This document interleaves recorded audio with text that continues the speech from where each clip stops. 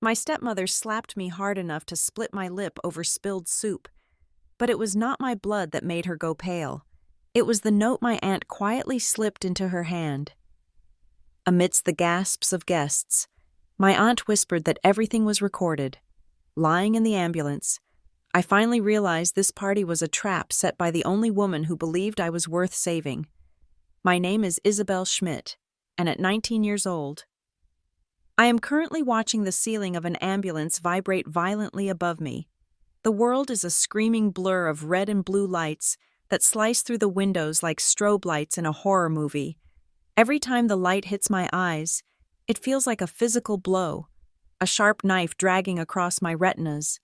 The siren is not just a sound, it is a physical weight, pressing against my eardrums, drilling into my skull, making it impossible to think, impossible to breathe, impossible to separate the past 10 minutes from the present 10 seconds.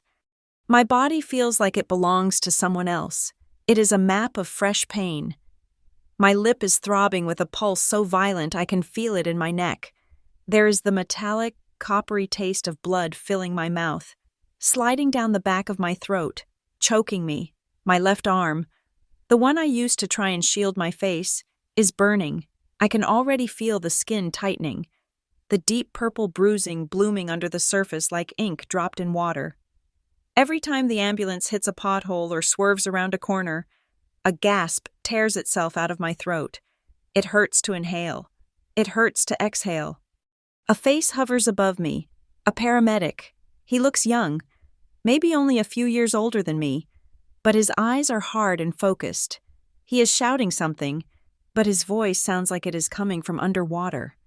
He leans closer, his latex gloves smelling of antiseptic and cold rubber against my skin as he checks my pupil response with a pen light. "Isabel, can you hear me?" he asks, his voice cutting through the static in my brain. I try to nod, but the movement sends a spike of agony down my spine. I manage a blink. That seems to be enough for him. "I need you to tell me what happened." "Isabel," he says, and his tone shifts. It is not just medical anymore. It is procedural. It is grave. "Who did this to you? Who did this?" The question hangs in the sterile air of the ambulance, heavier than the smell of blood and diesel fumes. My mind rewinds.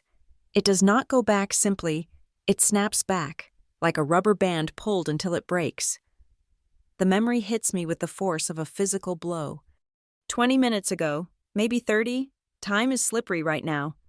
I am back in the living room of the villa, the house in the suburbs of Charlotte that looks like it was cut out of a luxury real estate magazine and pasted onto the earth. The hardwood floors are polished to a mirror shine. The chandelier is casting prisms of light onto the walls. The air smells of expensive cologne, roasted garlic, and the heavy floral scent of lilies that Sloane insists on having in every room. I am holding the tureen of soup. It is heavy, ridiculously heavy. It is filled with lobster bisque, a rich, creamy orange liquid that costs more per bowl than I used to make in a week at the coffee shop. I am walking carefully. I am always walking carefully in this house. I have spent 9 years walking on eggshells, so walking on hardwood should have been easy. Then, the shove, or the trip, or just the sudden, deliberate shift of a chair leg into my path. I remember the feeling of weightlessness, that split second where gravity takes over and you know, with absolute, terrifying certainty, that you are going to fall. The tureen slipped from my sweating palms. The sound was not a crash, it was an explosion. The china shattered. The sound was sharp, violent, like a gunshot in a library. The thick, hot orange soup exploded across the floor. It splashed onto the baseboards. It splattered onto the hem of a guest's silk dress. It pooled around my knees as I hit the ground hard. For a second, there was total silence. The kind of silence that sucks the air out of a room. The music seemed to stop. The conversations died. All eyes turned to me. I was on my knees in the mess, burning hot liquid soaking into my jeans, stinging my skin. Then came the scream. Sloane, my stepmother. She did not ask if I was okay. She did not check if the boiling soup had burned me. She looked at the floor, She looked at the stains spreading across her perfect, imported hardwood. Her face, usually composed into a mask of benevolent suburban grace, twisted into something feral. "You clumsy little idiot!" She did not say it. She shrieked it. Before I could stand, before I could apologize, before I could even process the pain in my knees, she was on me. Her hands, manicured with razor-sharp French tips, clamped around my upper arm. Her grip was like iron. She yanked me up. I stumbled, slipping in the bisque. She dragged me, physically dragged me. "We are going to the kitchen," she hissed through her teeth, smiling tightly at the horrified guests, as if she were just taking a naughty puppy out to be disciplined. "Excuse us, just a little accident." She hauled me into the kitchen and kicked the door shut behind us. The heavy swing door cut off the noise of the party. It cut off the witnesses. It was just us. The stainless steel appliances gleamed under the recessed lighting. The marble island looked like an altar. This was the rule, the unwritten law of the Schmidt household. Violence happens behind closed doors. Violence is quiet. Violence is strictly between adults, because you cannot hit a child, but you can certainly discipline a 19-year-old stepdaughter who is technically an adult, but financially a hostage. "Look what you did!" she screamed. She did not give me time to answer. Her hand moved so fast I did not see it coming. Crack. The sound of her palm hitting my face was louder than the breaking china. My head snapped to the side. My teeth cut into the inside of my lip. I tasted copper immediately. The force of it knocked me back against the granite counter. My hip bone collided with the stone edge. "You ruined it!" she was screaming, her face inches from mine, spittle flying. "You ruined Tyler's night. You ruined everything." She raised her hand again. I flinched, curling into myself, waiting for the second blow, waiting for the ring on her finger to catch my skin again. But the blow never landed. The kitchen door swung open. It was not a guest. It was not my father coming to save me. It was Diane. My Aunt Diane, my mother's sister, the woman who usually sat in the corner, nursing a glass of white wine, watching this family with sad, tired eyes. She had always been passive. She had always been the one who whispered apologies but never interventions. But tonight, Diane moved differently. She walked across the kitchen with a strange, fluid speed. She did not look at me. She did not look at the blood running down my chin. She walked straight to Sloane. Sloane turned, chest heaving, hands still raised, ready to defend her right to assault me. "Diane, get out. This is a family matter." Diane did not yell. She did not scream. She did not even look angry. She looked calm, terrifyingly calm. She reached out and took Sloane's raised hand. For a second, it looked like she was comforting her. It looked like a gesture of sisterly solidarity. Then, I saw it. Diane pressed something into Sloane's palm, a small, white square of paper, folded 4 times. Sloane frowned, confused. She tried to pull her hand away, but Diane held it firm for a second longer, forcing her fingers to close around the paper. "Read it," Diane whispered. Her voice was low, barely a breath, but in the acoustic perfection of that high-end kitchen, it sounded like a thunderclap. "Read it before you take another breath." Sloane looked down. She opened her hand. She unfolded the paper. I watched from the floor, clutching my bleeding lip. I watched the color drain from my stepmother's face. It did not fade. It vanished. 1 second she was flushed red with rage. The next, she was gray, ashen. Her eyes went wide, staring at the words on that tiny scrap of paper. Her mouth opened, but no sound came out. She looked like she had seen a ghost, or a reaper. Diane stood there, her hand dropping to her side, and for the first time in my life, I saw my aunt smile. It was not a nice smile. It was a small, sharp quirk of the lips, a smile that said, "Checkmate." "Don't say a word," Diane said, leaning in close to Sloane's ear. "Everything has been recorded. Everything." The word echoed in my head as the memory dissolves, and I am slammed back into the reality of the ambulance. "Isabel?" The paramedic is shaking my shoulder gently. Isabel, stay with me. You need to tell me. Was this an accident? I look up at him. The pain in my lip is throbbing in time with the siren. I can feel the vibration of the road through the thin mattress of the gurney. I think about the note. I think about Sloane's face. I think about the years of silence. The years of being the invisible girl. The bank account. The punching bag. I swallow the blood in my mouth. It tastes like iron and salt. I look the paramedic dead in the eye. It was not an accident. I whisper. My voice is raspy, broken. He leans closer to hear me over the wail of the siren. Say that again? It is my family, I say, louder this time. Each word hurts, but it feels good, too, like pulling a splinter out of a festering wound. Sloane Schmidt, my stepmother, she did this. The paramedic nods, his face grim. He turns to his partner. Who is driving? Mark it down. Domestic assault. Notify the receiving officer. I close my eyes, the light still dancing behind my eyelids. Then I hear the driver speak. His voice drifts back from the front cab, carried over the radio chatter. Dispatch says PD is already securing the scene. He calls out, weirdest thing though, the call to 911 came in 3 minutes before we got dispatched for the injury. Someone called the cops before the girl even hit the floor. My eyes snap open. The ceiling of the ambulance blurs. Someone called the cops before the soup spilled? No. Before Sloane hit me? Maybe. Before the party even started? I feel a chill that has nothing to do with the air conditioning in the ambulance. It starts at my toes and wraps around my heart. Diane. She did not just react. She did not just see me get hit and decide to intervene. She knew. She was waiting for it. I look down at my wrist. There is a plastic hospital band already snapped around it, bearing my name. Isabel Schmidt. Female, 19. I clutch the plastic band with my good hand. My knuckles turn white. The party, the perfect dress Sloane made me wear but not keep. The soup tureen that was too heavy and too hot.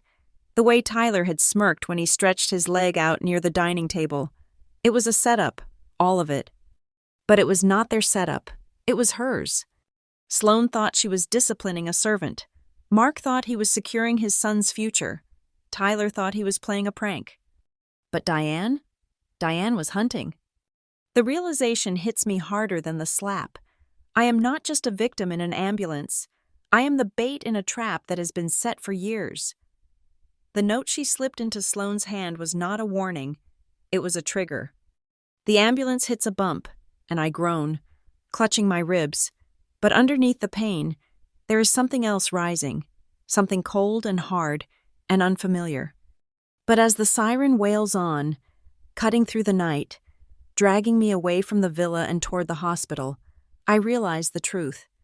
The paper in Sloane's hand changed everything. This is not the end of my life. I stare up at the strobe lights. It is the beginning of theirs. To understand why a 19-year-old girl would lie on a stretcher and feel relief instead of fear, you have to understand the architecture of my silence. It was not built in a day. It was constructed brick by brick, year by year, in a house that looked like a slice of the American dream, cut straight from a glossy magazine. We lived in a wealthy suburb of Charlotte, North Carolina, in a neighborhood where the lawns were not just mowed, but manicured into submission. Our house was a sprawling 2-story structure with a brick facade that blushed pink in the sunset. We had a garage that fit 2 large SUVs, a driveway that was power-washed monthly, and a front porch that featured seasonal wreaths that changed with the calendar. To anyone driving past at 30 miles per hour, we were the picture of stability. We were the Schmidts.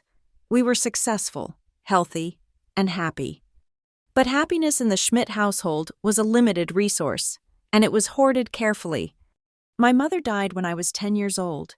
It was a slow, quiet fading caused by an illness that hollowed her out until she was more spirit than bone. When she passed, the house felt enormous and terrifyingly silent. My father, Mark, was not a man who knew how to sit with grief. He treated sadness like a leaky pipe. It was something to be fixed, patched over, and forgotten. He did not want a mourning period. He wanted a replacement. He found Sloane less than a year later. Sloane was everything my mother had been too sick to be in her final years. She was vibrant, loud, and meticulously put together. She had a laugh that sounded like wind chimes, pleasant from a distance but grating if you heard it for too long, and she came with a package deal. His name was Tyler. Tyler was 11, just a year older than me, but he took up enough space for 3 people. He was loud, athletic, and possessed that effortless, unearned confidence that seems to be the birthright of mediocre boys in suburban America. When they moved in, the dynamic of the house shifted instantly. The gravity no longer centered around my father or the memory of my mother. It centered around Sloane and her son. From the very first week, the narrative was set. Tyler was the star. He was the future. He was the prodigy. I was the leftover. I was the reminder of the sad times, the walking scar that my father wanted to cover up with fresh paint. I remember the introductions vividly. We would be at a neighborhood block party, standing on someone's immaculate lawn with paper plates of potato salad. Sloane would wrap one arm around Tyler's shoulders, pulling him tight against her silk blouse. "This is Tyler," she would beam, her voice projecting so everyone could hear. "Our golden boy. He is starting shortstop for the junior league this year." Then, there would be a pause, a small, almost imperceptible beat of silence where her eyes would slide over to me. Her hand would not reach out. Her smile would dim by a fraction of a watt. "And this is Isabel," she would add, her tone flattening, "and Mark's daughter." She never said our daughter. She never even said my stepdaughter. I was just Mark's daughter, a biological fact that she had to acknowledge but refused to claim. I was an accessory she had not ordered, but could not return. By the time I was 12, I had learned that my role in the new family was to facilitate the success of the real family members. I remember one Tuesday evening in particular. It was late autumn, and the darkness was pressing against the kitchen windows. My father was still at work. Sloane was rushing around the kitchen in a flurry of expensive perfume and stress. Tyler had forgotten his cleats at a friend's house and needed to be driven across town before his elite practice started. "Isabel," Sloane snapped, tossing a box of dry pasta onto the granite island. It slid across the surface and hit my elbow.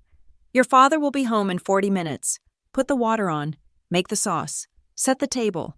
And for heaven's sake, do not burn anything.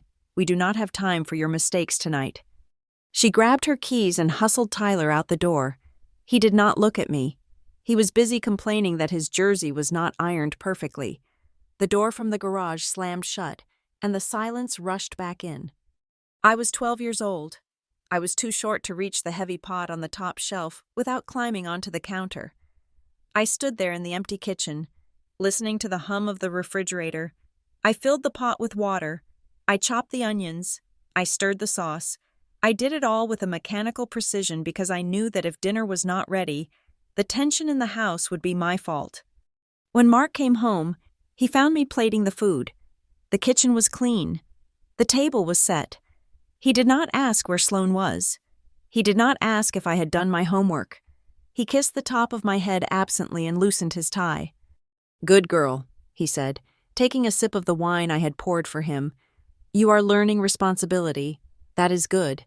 It builds character." He called it character. I knew it was servitude, but I said nothing. I just smiled the small, tight smile I was perfecting, the one that made me look agreeable and invisible. Aunt Diane saw it, though. Diane lived 3 hours away in Raleigh, so she did not visit often, but when she did, her eyes were like surveillance cameras. She noticed the way Sloane would rewrite the atmosphere of a room the moment she walked in. She noticed how I would instinctively shrink against the wall when Sloane raised her voice. Diane visited the summer I turned 14. That was the summer I won the state essay contest.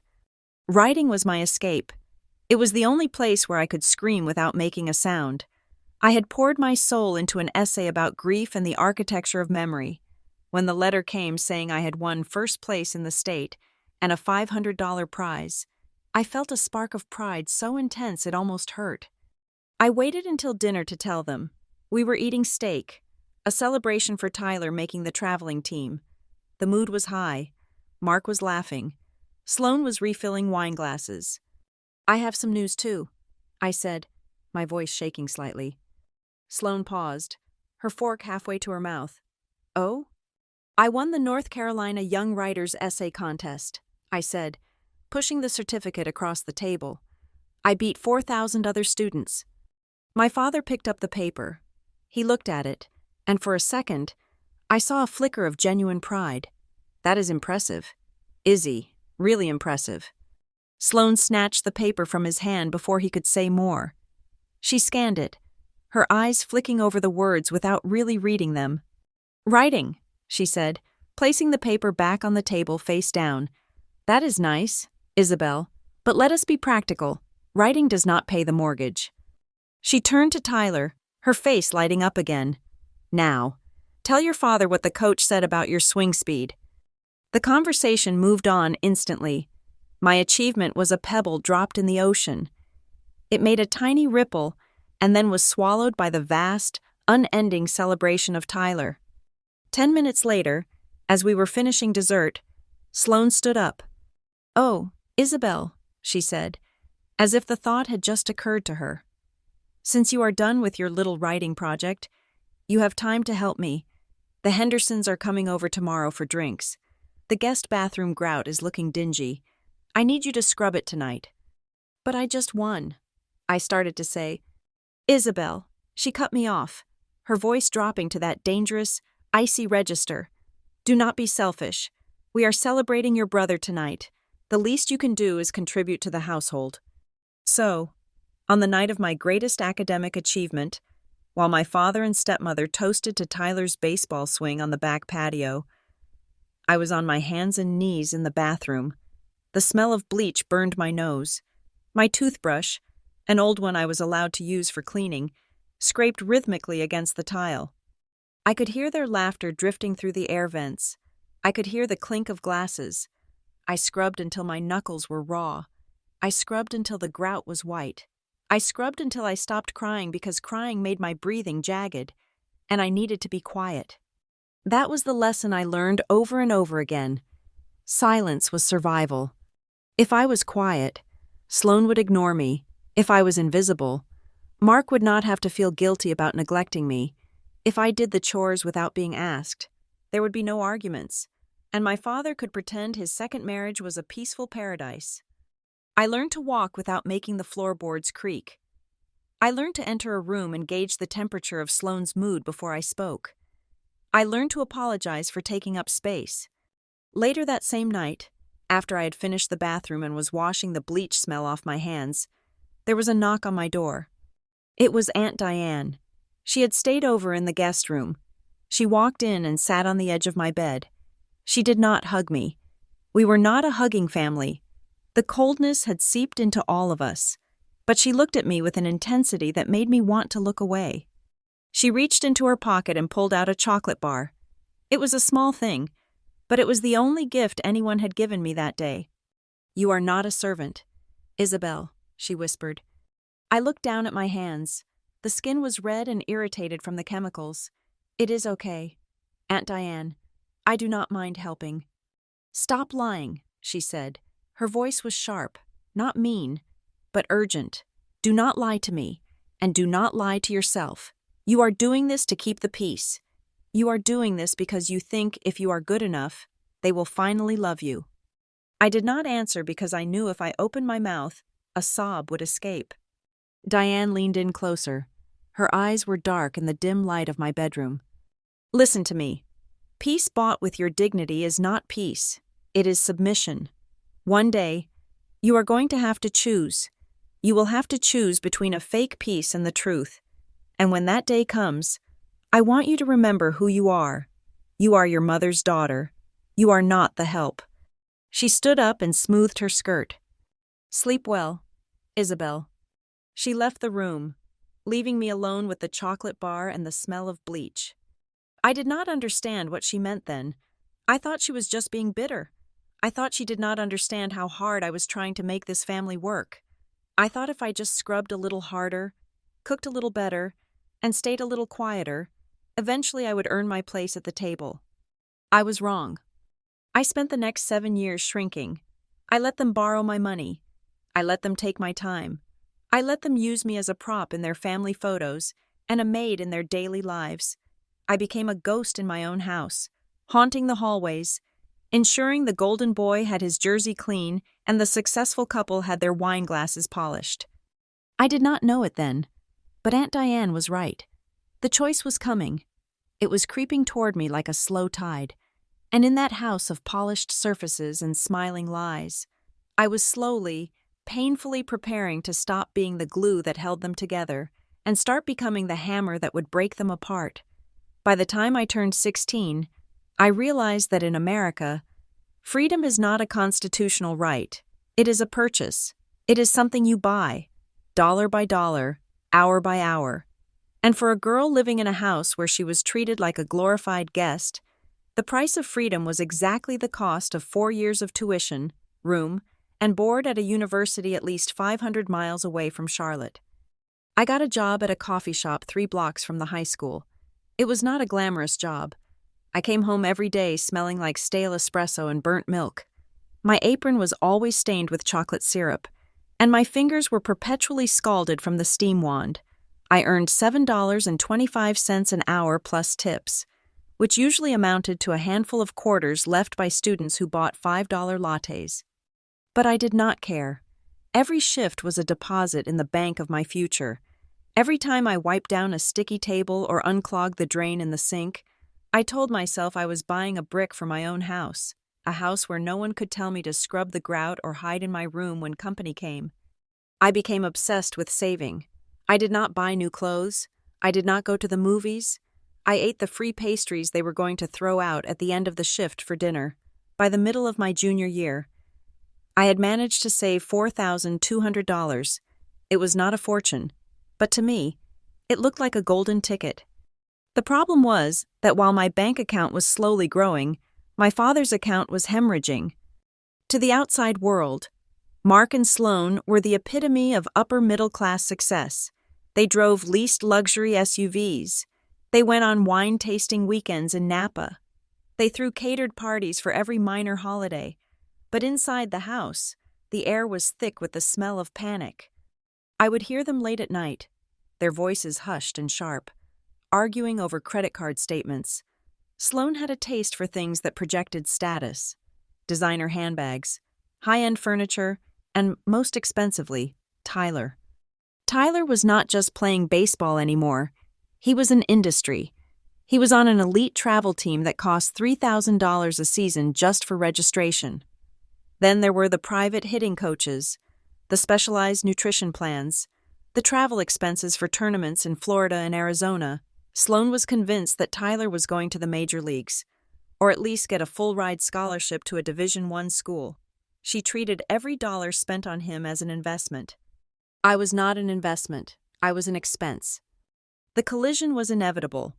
One afternoon, I made the mistake of leaving a bank statement on the kitchen counter. I had been looking at it, daydreaming about the interest rates, calculating how much I would have by graduation. When I came downstairs for dinner, the statement was gone. My father was sitting at the head of the table, looking somber. Sloan was next to him, looking tragically stressed, a hand pressed to her forehead, as if she were suffering from a migraine brought on by the weight of the world. "Isabel, sit down," my father said. His voice was gentle. It was the voice he used when he wanted to pretend we were a normal, loving family. I sat. I looked at the empty plate in front of me. "We need to talk about the family finances," he began. "We have hit a bit of a rough patch. Just a temporary cash flow issue. The market is volatile, and with the business overhead." He trailed off, using vague financial buzzwords to cover up the fact that they were living beyond their means. Sloan sighed loudly. "We are just so worried about Tyler's upcoming season. If he misses the showcase in Atlanta, the scouts won't see him. It could ruin his chances." My father looked at me with wet, pleading eyes. "We saw your bank statement. Izzy, we are so proud of you for saving that much. It shows real maturity." My stomach dropped. I knew what was coming. We were wondering, he continued, leaning forward, if we could borrow that money, just for a few months, just until my bonus comes in at the end of the quarter. We would pay you back with interest. Of course. Families support each other, right? I wanted to scream. I wanted to grab the table and flip it over. That money was my sweat. It was my burnt fingers. It was my ticket out. But I was 16. I was conditioned to please. And sitting there, with both of them staring at me, one with predatory calculation, the other with pathetic desperation, I felt the trap snap shut. If I said no, I was the selfish daughter who didn't care if the family went under. If I said yes, I was the fool. I need that for college. Dad, I whispered. It is just a loan. Isabel, Sloane snapped, dropping the migraine act for a split second. Do not be so dramatic. Your father provides everything for you. The roof over your head, the food you eat. Is it so hard to give a little back? I transferred the money the next day. $4,000. I kept $200 just so the account wouldn't close. I watched that money disappear, and it did not go to the mortgage or the electricity bill. 2 weeks later, Tyler came home with a new bat. It was a composite alloy beast that cost $450. He swung it in the living room, nearly hitting the lamp. Thanks. Dad, this thing has insane pop, he crowed. Mark beamed. Only the best for you, son. You have to have the right tools for the job. Then came the private pitching clinics. $80 an hour, twice a week, then the new cleats, then a celebratory dinner at a steakhouse because Tyler hit a double in a scrimmage. I sat at that dinner, eating a side salad because I felt sick, watching them chew on steaks that were paid for with my hours at the espresso machine. My money was literally being digested by my stepbrother. I never saw a dime of it back. The quarterly bonus never mentioned again. When I asked about it 3 months later, Mark got defensive. Money is tight. Isabel, he shouted, slamming his hand on the steering wheel of his $60,000 car. Why are you always hounding me? Do you have any idea how much stress I'm under? I stopped asking. I went back to the coffee shop. I started saving again, starting from zero. But the bitterness had taken root in my chest, growing like a dark vine. The final blow came my senior year. I applied to a small liberal arts college in Vermont. It was not Harvard, but it had an incredible creative writing program. I poured my heart into the application essay, writing about the invisible violence of silence. I got in, and not only did I get in, I got a scholarship that covered 70% of the tuition. I was ecstatic. I ran the numbers. If I worked all summer and took out a small student loan for the rest, I could do it. I just needed a little help with the deposit and the first semester's housing. It was about $2,000, half of what they had borrowed from me 2 years prior. I brought the acceptance letter to the kitchen table. I laid out the financial plan. I showed them the scholarship amount. Dad, look, I said, my voice trembling with hope. It is almost fully paid for. I just need a little help with the startup costs, and since you guys still owe me from the savings.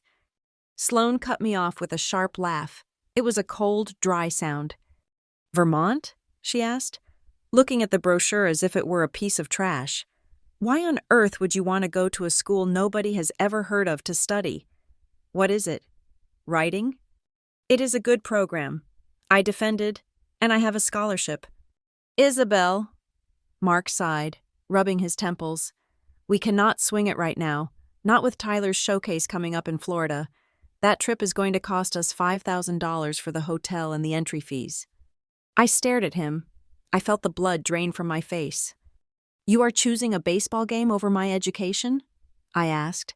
My voice was quiet, but it felt loud in the silent kitchen. It is not just a game, Sloane hissed. It is his future. Tyler has real talent. He is going somewhere. Writing? That is a hobby. Isabel, you can do that here. Go to the community college. You can live at home and save money. Live at home. The sentence was a prison sentence. But you took my money, I said, my voice rising. You took $4,000 of my money. You said it was a loan. How dare you? Sloane stood up, her chair scraping violently against the floor. After everything we do for you, I have raised you like my own. I have cooked for you, cleaned for you, and you are going to throw money in our faces? You are so selfish. Isabel, so incredibly selfish. You cannot stand to see your brother succeed. Mark looked at me, and then he looked away. He looked at the wall. He was a coward, a man who would rather let his daughter drown than face the wrath of his wife. Tyler, who had been sitting in the living room playing video games, wandered in. He was eating an apple, leaning against the doorframe with that smirk that made me want to break something. "What is she crying about now?" he asked, taking a loud crunch of the apple. "She wants us to pay for her to go write poetry in the woods," Sloane said, rolling her eyes. "Instead of paying for your Florida trip." Tyler laughed. He pointed the apple core at me. "Don't be such a Scrooge. Izzy, seriously, you are so stingy. What do you need a degree for anyway? You are just going to end up serving coffee regardless. Consider your college fund a sponsorship for my career. When I'm in the big leagues, I will buy you a new apron." He laughed. Sloane laughed. Mark managed a weak, uncomfortable chuckle. I stood there, and something inside me turned to ice. The tears stopped. The shaking stopped. I looked at them, this trio of vampires who had sucked my bank account dry and were now laughing about it. I walked out of the room without another word.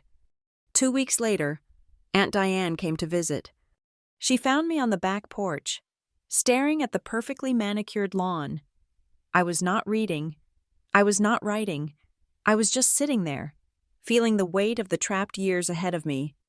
"So," Diane said, sitting down next to me with 2 glasses of lemonade, "I heard you got into that school in Vermont. Your mom would have been so proud. She always wanted you to see the autumn leaves up there." I took the glass, but I did not drink. "I am not going," I said flatly. Diane frowned. "Why not? I thought you had a scholarship." "I did, but I cannot afford the rest." She looked at me, confused. "But what about your savings? You told me last Christmas you had almost $5,000 saved up from the coffee shop." I turned to look at her. The shame burned in my throat, but the anger burned hotter. "They took it," I said. Diane went very still. "Who took it?" "Mark and Sloane. They borrowed it 2 years ago, for Tyler, and now they won't pay it back. They are using the money for his Florida showcase instead of my deposit." I watched Diane's face change. It was fascinating. Usually, Diane was a soft, sad woman, but in that moment, her features hardened, her jaw set, her eyes, which usually looked watery and nostalgic, turned into stones. "They took your money," she repeated. It was not a question. "Every cent," I said, "and Tyler, he jokes about it. He calls me his sponsor." Diane set her glass down on the table. She did it very gently, but the sound of the glass hitting the metal table rang like a bell. "My sister, your mother. She made Mark promise," Diane said softly. "On her deathbed, she made him promise that no matter what happened, he would never let a new life erase the one they made together." She looked at the sliding glass door where we could see Sloane and Mark inside, laughing at something on the television.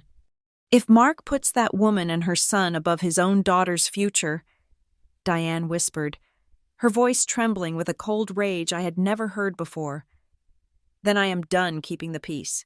I will not stand by and watch them cannibalize you." She reached out and squeezed my hand. Her grip was surprisingly strong. "You need to start writing, Isabel." "I am," I said. "I write in my journal every night." "No." Diane shook her head. "Not stories, not poems. I want you to write numbers. I want you to write dates. I want you to write down every single dollar they take from you, every time they force you to pay for pizza, every time they make you buy your own school supplies while Tyler gets a new glove. You document everything." "Why?" I asked. "Because," Diane said, looking back at the house with a look of pure hatred, "they think you are a bank, but a bank keeps records, and one day, the bank is going to foreclose." That night, I bought a black ledger notebook. I hid it under the loose floorboard in my closet. I sat on the floor, opened the first page, and wrote the date. "Loan to Mark Schmidt, $4,000. Interest accrued. Payment of my dignity. Dinner for Tyler's team paid by me. $145.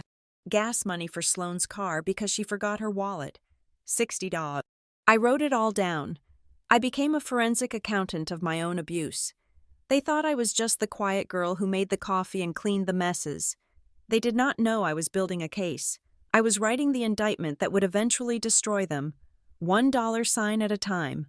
It was a Tuesday in late October when the letter arrived, cutting through the mundane gray of my existence like a paper cut. The mail usually consisted of credit card offers pre-approved for my father, glossy flyers for baseball camps addressed to Tyler, or catalogs of expensive patio furniture that Sloane liked to browse while drinking her third glass of Chardonnay. But this envelope was different. It was heavy, made of thick, cream-colored cotton paper that felt expensive against my fingertips. In the upper left corner, embossed in raised black ink, were the words Horizon and Blake LLP, and right in the center, typed with a precision that demanded attention, was my name, Ms. Isabel Schmidt. Not the Schmidt family, not Mark and Sloane Schmidt, just me. I stood by the mailbox at the end of the driveway, the autumn wind whipping my hair across my face, and felt a strange thrum of anxiety. I shoved the envelope under my sweater, instinctively knowing that this was something I needed to open away from the prying eyes of the kitchen window. I waited until I was safe in my bedroom with the door locked before I tore the seal. The letter inside was 3 pages long, dense with legal jargon that made my head spin. I sat on the edge of my bed, reading sentences 3 or 4 times to understand the syntax. Irrevocable trust, beneficiary, fiduciary duty. But then, my eyes landed on the numbers, and the world seemed to stop spinning. $150,000. I gasped, covering my mouth with my hand to stifle the sound. It was not enough money to buy a private island or a jet, but for a girl who had been scrubbing grout to save $4.75 an hour. It was an astronomical fortune. It was tuition. It was an apartment. It was a car that did not belong to my father. It was an exit strategy. I forced myself to read on. The trust had been established by my mother, Elena Schmidt, 6 months before she passed away. The terms were specific. The funds were to be released to me in full upon my 21st birthday. However, there was a paragraph further down, marked as Clause 7, Section B. In the event of severe hardship regarding the beneficiary's domestic environment, including but not limited to emotional negligence, financial coercion, or physical endangerment, the trustee reserves the right to release funds immediately for the purpose of housing and educational relocation. My mother, even from the grave, 10 years later, she was reaching out to catch me. She had known. Somehow, she had looked at Mark, looked at the world, and known that I might need a parachute. I was still staring at the paper, tears blurring the ink, when a pebble hit my window. I looked down. Aunt Diane was standing in the backyard, wrapped in a trench coat, looking up at me. She motioned for me to come down. I slipped the letter under my mattress and ran downstairs, meeting her by the side of the garage where the recycling bins hid us from the house. "You got it, didn't you?" Diane asked. She did not look like the passive aunt today. She looked like a co-conspirator. I nodded, my voice stuck in my throat. "Did you know?" "I called them," Diane admitted, leaning against the brick wall. "I called Horizon and Blake last week. I told them it was time to send the notification." "But why now?" I asked. "I am only 17. "Because I see what is happening. Isabel," she said, her voice dropping to a fierce whisper, "I see Mark draining your savings. I see Sloane treating you like an indentured servant. Your mother told me, right before the end. She said, 'Diane, Mark is a good man when things are easy, but he is a weak man when he wants to be liked. If he marries the wrong woman, Isabel is going to disappear.'" I felt a chill that had nothing to do with the October air. My mother had predicted my erasure. "This money is your safety net," Diane said, gripping my shoulders. "It is not for Tyler's baseball. It is not for Sloane's renovations. It is for you. But you have to be careful. They do not know yet." They found out 4 hours later. It was a stupid mistake, a coincidence that felt like fate punishing me for having hope. I was in the kitchen, chopping vegetables for a stir-fry. Sloane was sitting at the island, flipping through a magazine. The landline phone rang. We still had one, mostly because Mark insisted it looked professional for his home office. Sloane picked it up. "Schmidt Residence," she said, her voice dripping with her fake telephone charm. I did not pay attention until I saw her spine stiffen. "Who is calling?" she asked, her voice sharpening. She listened for a moment, and then her eyes slowly, terrifyingly, shifted to me. "I see," she said slowly. "Yes, Isabel is here. But as her legal guardian, her father should probably be part of this conversation regarding what did you call it? A trust instrument?" My knife stopped halfway through a bell pepper. The blood drained from my face. The secretary at the law firm must have called to confirm receipt of the letter. Sloane hung up the phone. She did not scream. She did not throw anything. Instead, a smile spread across her face. It was not a happy smile. It was the smile of a prospector who had just struck a vein of gold in a mountain they thought was empty. "Well," she purred, sliding off the stool, "it seems we have a little heiress in the kitchen." By the time Mark got home, Sloane had clearly briefed him. The atmosphere in the house had shifted from the usual dismissive neglect to a suffocating, predatory warmth. Mark called a family meeting immediately. He summoned us to the dining room table, the formal one we never used unless guests were over. He even lit candles. "Isabel, honey, have a seat," Mark said, pulling out a chair for me. Tyler was there, looking bored and annoyed that he had been pulled away from his video games. "What is this about?" "I have a scrimmage online in 20 minutes. "Your sister," Mark said, looking at me with wet, emotional eyes that I now recognized as a performance, "has received a wonderful gift from your late mother, a legacy." Sloane reached across the table and patted my hand. Her palm was cold. "It seems your mother left a substantial trust fund," Sloane said softly. $150,000. Tyler whistled. "Damn, Izzy, you are rich." Mark cleared his throat. "Now, obviously, your mother left this money because she wanted this family to thrive. She loved us all. Well, she would have loved us all if she were here. She would want us to be secure." I sat froze, my hands clenched in my lap. I knew exactly where this road was going. "We have been looking at the numbers," Mark continued, his voice taking on that reasonable, businesslike tone he used when he was trying to sell a bad deal.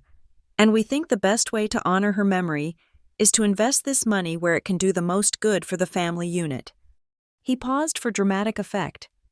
"Tyler is at a critical juncture," Mark said, gesturing to my stepbrother. "The scouts are looking for consistency.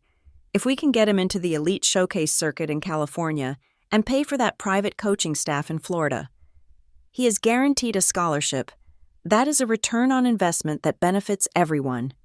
Sloane chimed in, her voice silky, "And with the leftover funds, we can pay off the high-interest credit cards that we use to keep this house running for you, Isabel. It creates a clean slate, a fresh start for us." I stared at them. They were not asking. They were allocating. They were carving up my mother's corpse and feeding it to Tyler's ego. "It is in my name," I said. My voice was small, but steady. The letter said, "I am the beneficiary." Mark's face hardened slightly, though he kept the smile plastered on.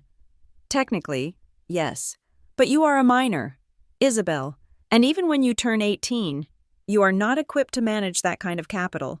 We are talking about complex financial stewardship here." "We are a team," Sloane added, her eyes narrowing. "Team members do not hoard resources while the rest of the team struggles. Do you want Tyler to fail? Do you want your father to have a heart attack from financial stress?" I looked at Tyler. He was grinning, already spending the money in his head. "I can get that custom glove now. Right, Dad? The one with the gold stitching?" "We will see, son." Mark laughed. "We will see." They were talking about it as if it were already theirs, as if I were just a signature they needed to bypass, a minor bureaucratic hurdle in their acquisition of assets. I felt a wave of nausea. but I forced myself to swallow it down. I need to think about it. I lied. It is a lot to process. Of course, sweetheart, Mark said, standing up and patting my shoulder. You take the night. We will go down to the lawyer's office on Monday and get the paperwork sorted to transfer the management rights to me. It will be simple. Monday. I had 3 days. The next afternoon, my phone buzzed with a text from an unknown number. Supermarket, aisle 4, 20 mins. Delete this. I told Sloane I was going to buy tampons, the one excuse she never questioned because it made her uncomfortable, and drove to the grocery store. I found Aunt Diane in the baking aisle, pretending to study a bag of flour. She did not look at me directly. She kept her eyes on the shelf, talking out of the side of her mouth like a spy in a bad movie. But the fear in her eyes was real. They called the firm, she whispered. Mark is trying to claim he has power of attorney over your financial assets because you are a dependent. I stood next to her, grabbing a box of sugar. He said we are going on Monday to sign the rights over. You cannot sign, Diane hissed. Do not sign a single piece of paper. If they put a pen in your hand, you drop it. If they threaten you, you walk out. She slipped a small white card into the pocket of my hoodie. This is Harper Blake, she said. He is the junior partner at the firm, but he was your mother's intern years ago. He is on our side. I spoke to him this morning. He said the only way Mark can touch that money is if you voluntarily sign a waiver, or what? I asked. Or if you are deemed mentally incompetent, Diane said darkly. I felt the blood drain from my face. They wouldn't. Money makes people do ugly things. Isabel, Diane said, finally turning to look at me, especially people who are drowning in debt and desperate to maintain an image. She reached into her purse and pulled out a small, black digital voice recorder. She slid it behind the boxes of cake mix on the shelf. Take it, she commanded. I reached out and palmed the device, slipping it into my sleeve. Start recording. Diane said, every conversation, every threat, every time they tell you that you are selfish for not giving up your future for Tyler, we need proof. The clause in the trust, the hardship clause, it requires evidence. We cannot just say they are bad parents. We have to prove they are financially coercing you. I nodded, feeling the cold metal of the recorder against my wrist. I have to go, Diane said, checking her watch. If Sloane sees my car in town, she will get suspicious. Be brave. Izzy, the war has started. I watched her walk away, her heels clicking on the linoleum floor. I stood there in the baking aisle, surrounded by ingredients for cakes I would never bake, clutching the voice recorder. When I got back to the car, I took out the business card. Harper Blake, attorney at law. I looked at the recorder. I pressed the power button. A tiny red light blinked to life. I drove home, the red light glowing in the passenger seat like a vigilant eye. When I walked into the house, Mark was in the living room, watching baseball highlights. Hey, Izzy, he called out without looking away from the screen.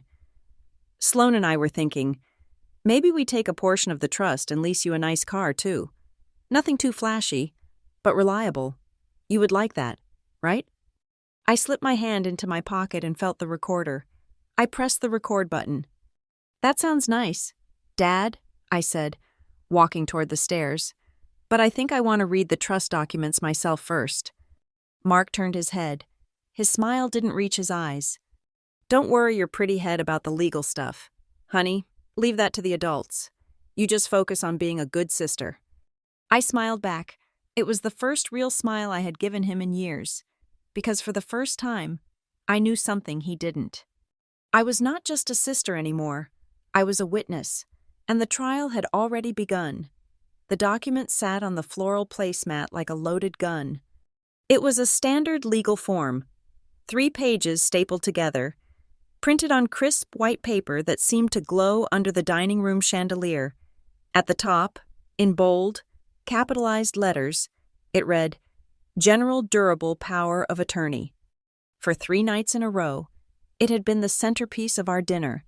It sat there while we ate meatloaf. It sat there while we ate spaghetti. It sat there now, as I pushed a forkful of roasted chicken around my plate, trying to ignore the way my father was staring at it. "Just sign it." "Izzy," Mark said, his voice casual, as if he were asking me to pass the salt. "We can drop it off at the bank tomorrow morning. It just simplifies things. You know how complex tax laws are. I have been managing the household finances for 20 years. I just want to take that burden off your shoulders." I did not look up. I kept my eyes on the chicken. "I appreciate that." "Dad," I said, my voice steady despite the rapid thumping of my heart, "but I really want to learn how to manage it myself. It is a good opportunity for me to learn responsibility, right?" Sloane let out a sharp, exasperated sigh. She set her wine glass down hard enough that the stem rattled against the base. "Isabel, do not be difficult," she said. Her voice had shifted. 2 days ago, it had been sugary sweet. She had offered to take me shopping. She had talked about us having a girls' day at the spa, but the longer the paper sat unsigned, the thinner her patience became. The sugar was dissolving, revealing the bitter poison underneath. "We are trying to protect you," she continued, her eyes narrowing. "You are 19 years old. You have never managed more than a few $100s from that little coffee shop job.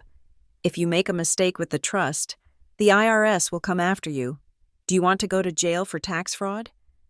Because that is what happens to arrogant children who think they know better than their parents."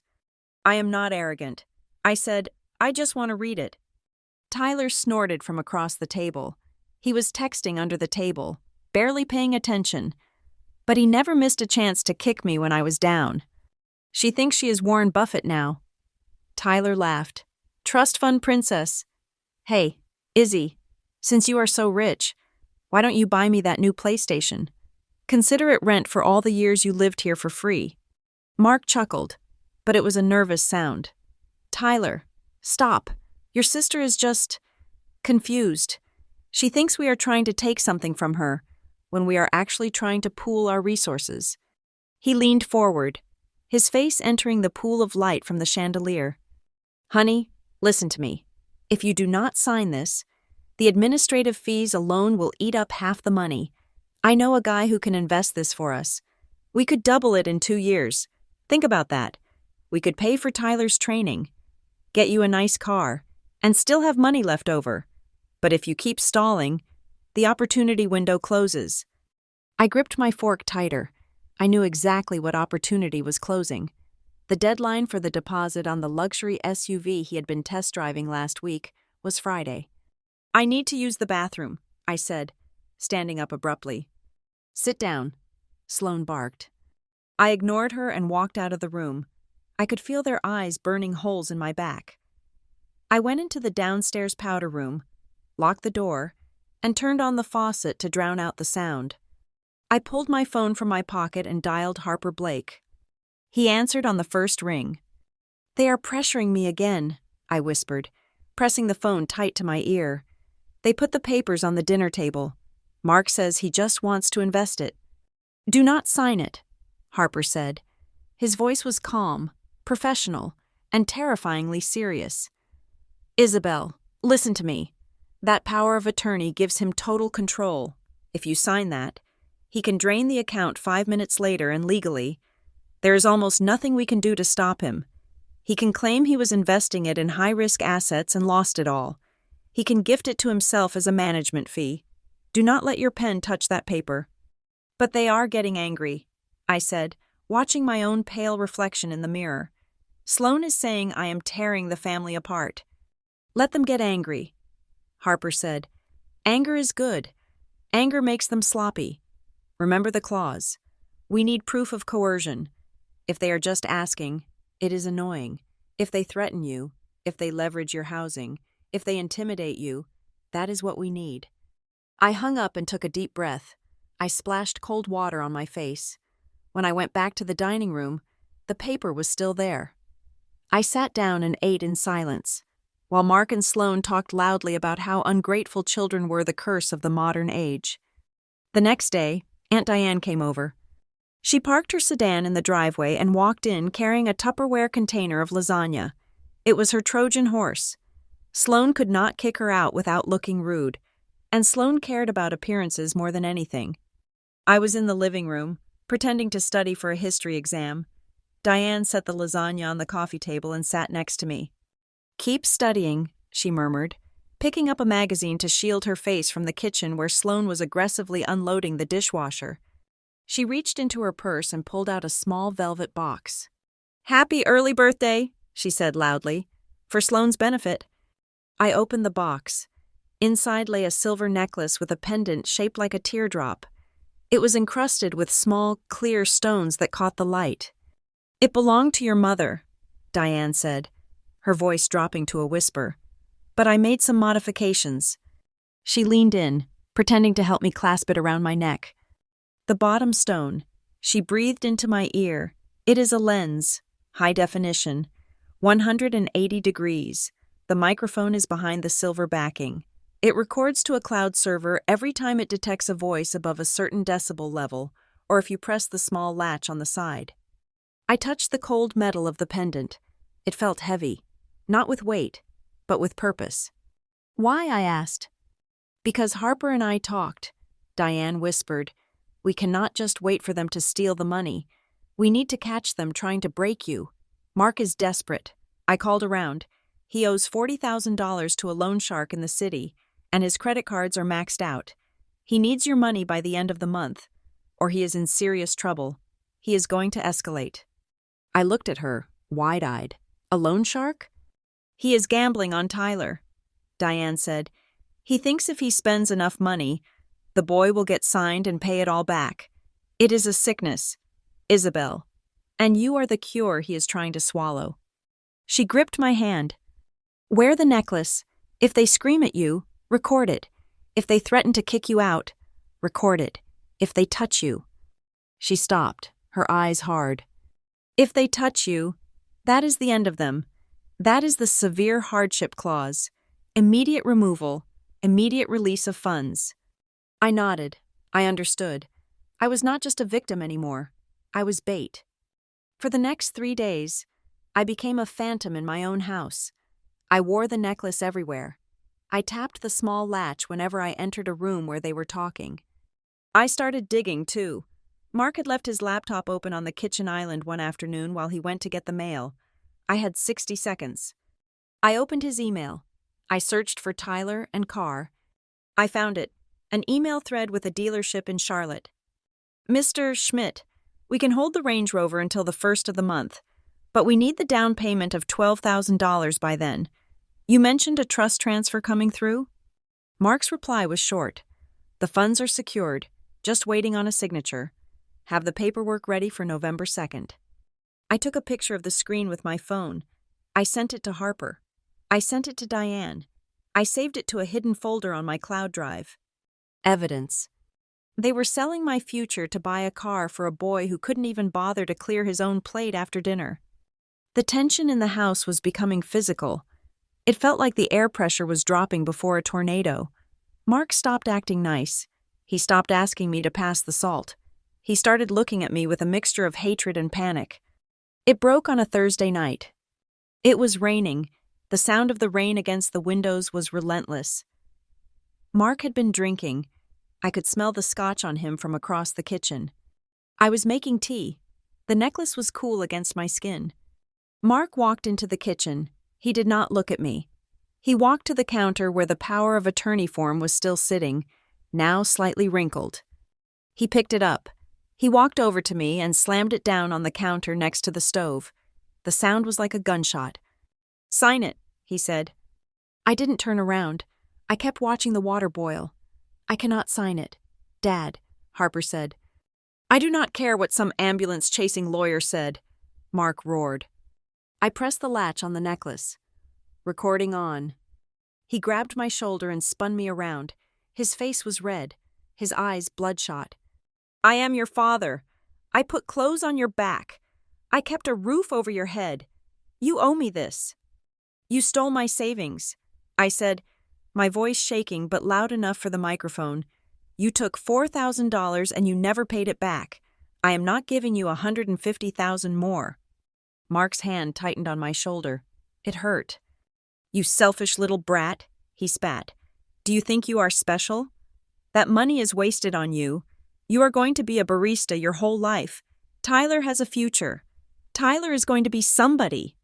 So my money is for Tyler? I asked, looking straight into the hidden lens. You are admitting you want to take my trust fund to spend on him? I am admitting that I am the head of this household, and I decide where the money goes. Mark shouted. He was losing control. The scotch and the desperation were stripping away his mask. Sloane ran into the kitchen. She saw Mark gripping my shoulder. She didn't tell him to stop. She looked at me with cold, calculating eyes. Just sign the paper. Isabel, she said, don't make him do something he will regret. Is that a threat? I asked, turning to her. It is a reality. Sloane said, if you do not sign that paper by tomorrow morning, you are out. We will pack your bags. You can go live on the street. Let us see how your lawyer helps you then. I will not sign, I said. Mark shoved me back against the counter.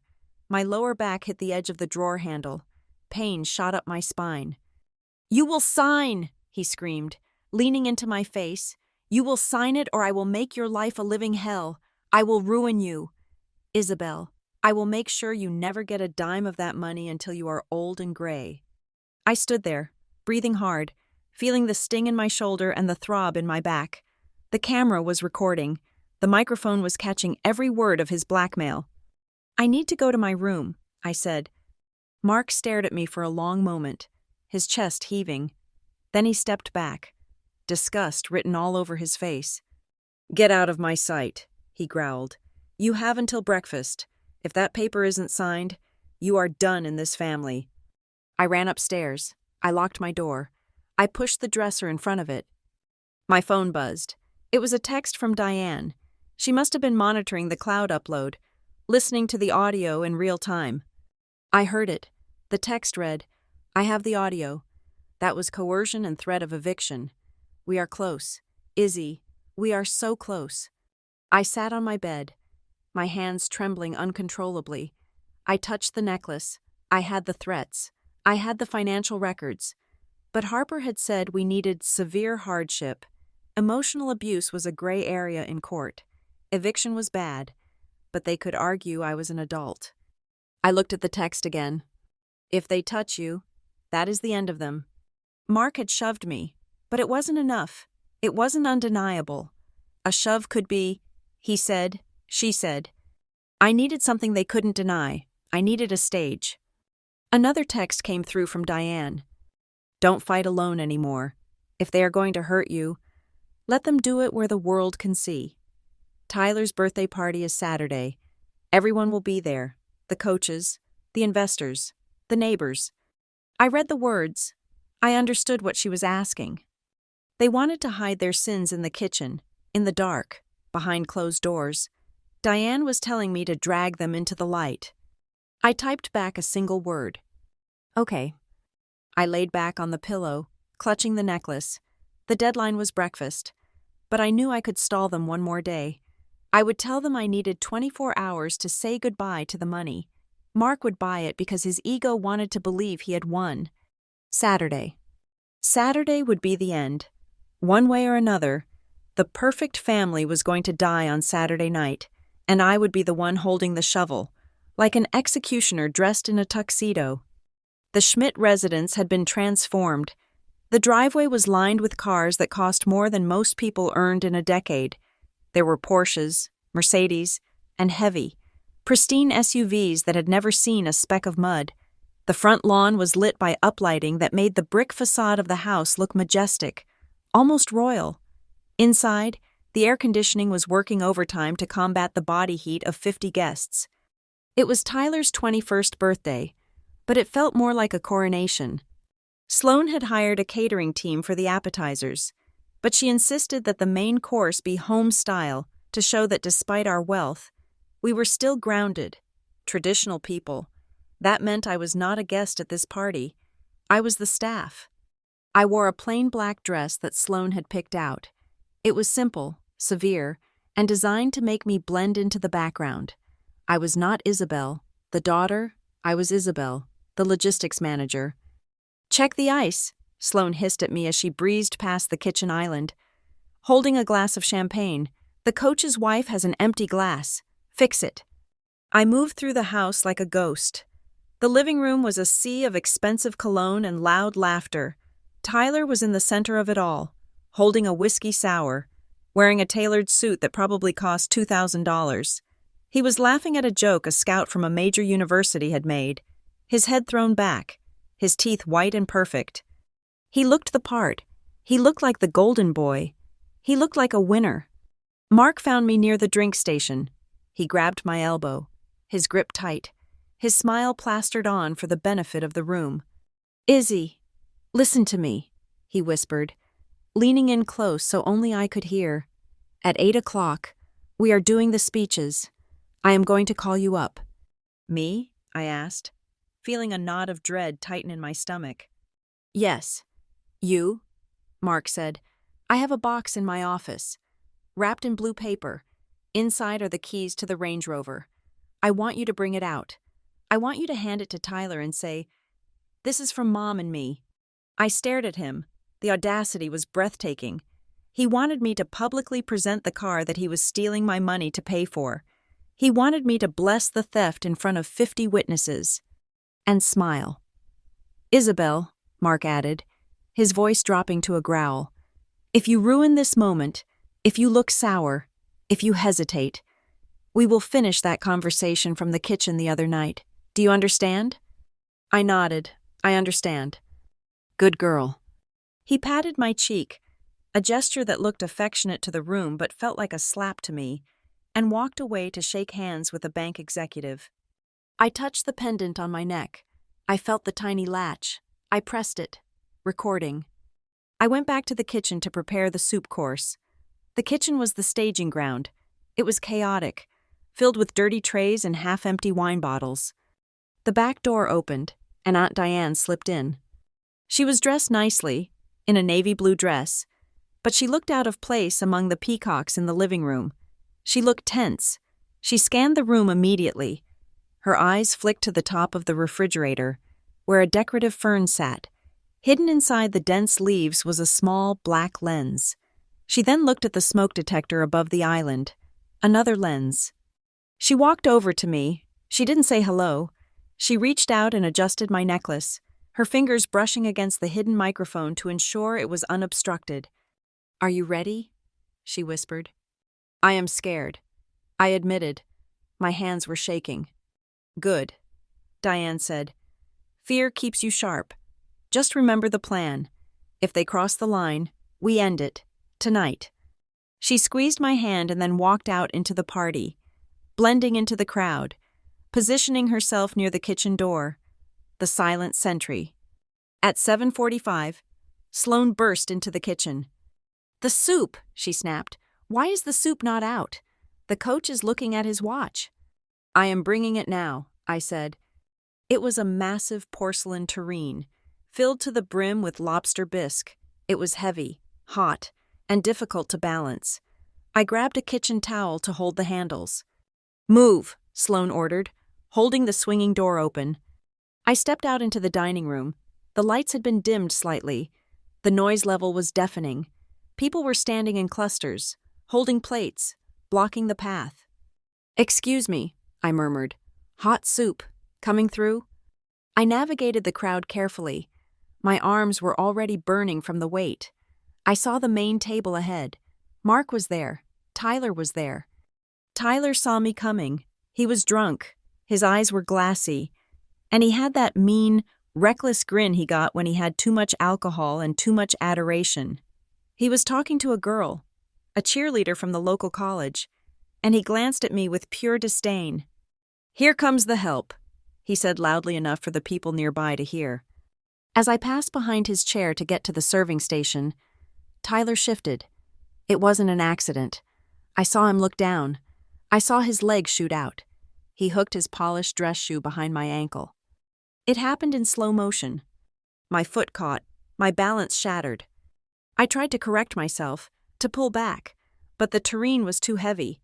Momentum took over. I pitched forward. "No!" I gasped. The tureen left my hands. It hit the hardwood floor with a sound that I will never forget. It wasn't just a crash. It was a detonation. The porcelain exploded into 1,000 shards. The soup, gallons of thick, orange, boiling hot liquid, erupted like a geyser. It splashed onto the baseboards. It soaked the rug. It splattered onto the pants of the bank executive. It coated my jeans and my arms. The music stopped. The laughter died. For 1 second, the only sound was the drip, drip, drip of bisque running off the edge of the table. Then, the screaming started. "My God!" someone yelled. "My shoes!" Sloane was across the room. She turned. She saw the mess. She saw the stains spreading across her perfect floor. She saw the humiliation of her perfect evening. Her face contorted. It wasn't the face of a mother concerned for safety. It was the face of a monster. "Isabel!" She shrieked my name like a curse. She marched across the room, her heels stabbing into the floor. She didn't ask if I was burned. She didn't check on the guests. She grabbed me. She grabbed me by the upper arm, her fingernails digging through the fabric of my dress, piercing the skin. "Get up," she hissed. "Get up, you clumsy, stupid girl." She yanked me to my feet. I stumbled, slipping in the soup. My ankle throbbed where Tyler had tripped me. "Not here," Sloane snarled to the room, forcing a terrifying, manic smile. "So sorry, just a little spill. We will handle this." She dragged me. She physically hauled me toward the kitchen. I saw Tyler sitting there, untouched, a smirk playing on his lips. He didn't move. He didn't say. "I tripped her." He took a sip of his drink. Sloane threw me through the kitchen door. She followed me in and slammed it shut with such force that the pans hanging on the rack rattled. We were alone, or so she thought. The kitchen was bright, harsh, and soundproofed against the party outside. "You did that on purpose," Sloane screamed. She didn't care about the volume anymore. She advanced on me, her eyes wild. "You are jealous. You are jealous of his success, so you tried to ruin his night." I backed up until my hips hit the granite island. "Sloane, please," I gasped. Tyler tripped me. He put his leg out. "Liar," Sloane shouted. She slapped me. It was a full-force, open-palm strike. It connected with my cheekbone and my ear. My head snapped to the side. The pain was blinding. A high-pitched ringing filled my ear. I tasted blood. My lip, the same lip she had split before, opened up again. She didn't stop. She grabbed my shoulders and shook me, her thumbs pressing into my collarbone, right next to the necklace. "You owe him!" she screamed into my face, her spittle hitting my skin. "You worthless little leech! You owe him your money! You owe him your life! You ruined the mood! You ruined the presentation!" I looked at her. My head was spinning, but my mind was crystal clear. Recording. The camera on the fridge was recording. The pendant on my chest was recording. "Hit me again." I thought, "Do it. Give me the key to the handcuffs." "You are going to go out there," Sloane panted, shaking me, "and you are going to get on your knees and clean that up with your bare hands. And then you are going to sign that paper tonight, or I swear to God I will bury you." Suddenly, the kitchen door swung open. Sloane spun around, ready to attack whoever dared to interrupt. It was Diane. She didn't look frantic. She didn't look scared. She walked into the kitchen with a strange, eerie calmness. "Get out! Diane!" Sloane barked. "This is a family matter." Diane ignored her. She walked straight up to us. She looked at me, at the blood on my lip, the red mark blooming on my cheek, the soup staining my dress. Then she looked at Sloane. Diane reached out and took Sloane's hand. Sloane looked confused, pulling back slightly, but Diane held on. "Stop," Diane said softly. She pressed a small, folded piece of paper into Sloane's palm. Diane leaned in close, her lips brushing Sloane's ear. Her voice was a whisper, but in the silence of the kitchen, it sounded like a gavel coming down. "Read it before you do anything stupider than you already have." Sloane frowned. She looked at the paper. She looked at Diane. Then, slowly, she unfolded it. I watched Sloane's eyes scan the note. "The kitchen has a camera. The necklace is a microphone. The police are listening to the live stream. The lawyer's table is here." I saw the moment the words hit her brain. The color didn't just drain from Sloane's face, it vanished. Her skin turned the color of old dough. Her mouth opened, but no sound came out. She looked up at the ceiling, spotting the fern. She looked at my chest, spotting the lens in the pendant. Her hands started to shake. The paper rattled. "You," she whispered. "You set me up." Diane smiled. It was a cold, terrifying smile. "We didn't set you up, Sloane. We just turned the lights on." Sloane backed away, stumbling. She hit the counter. She looked at the door, realizing that 50 people were just outside, oblivious to the fact that their hostess had just committed a felony on camera. My head swam. The adrenaline was fading, replaced by the throbbing pain in my face and the shock of the fall. The room tilted. I slumped against the island. My knees gave out. I slid down to the floor, my head knocking against the cabinet. "Isabel!" Diane cried out, dropping her calm facade for a second to kneel beside me. I looked up. My vision was blurring at the edges. I saw Sloane standing there, frozen, looking at her hands as if they didn't belong to her. I saw Diane pull out her phone. She didn't call Mark. She didn't call an ambulance first. She dialed 3 numbers. 911.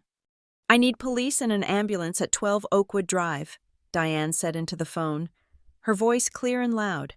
"I have a domestic assault in progress. The victim is 19 years old. The assailant is still in the room." Sloane let out a strangled sound, a whimper of pure terror. Outside, the music was still playing. People were still laughing. They were eating their appetizers and waiting for the speeches. They didn't know that the curtain had just fallen. They didn't know that the perfect family had just ceased to exist.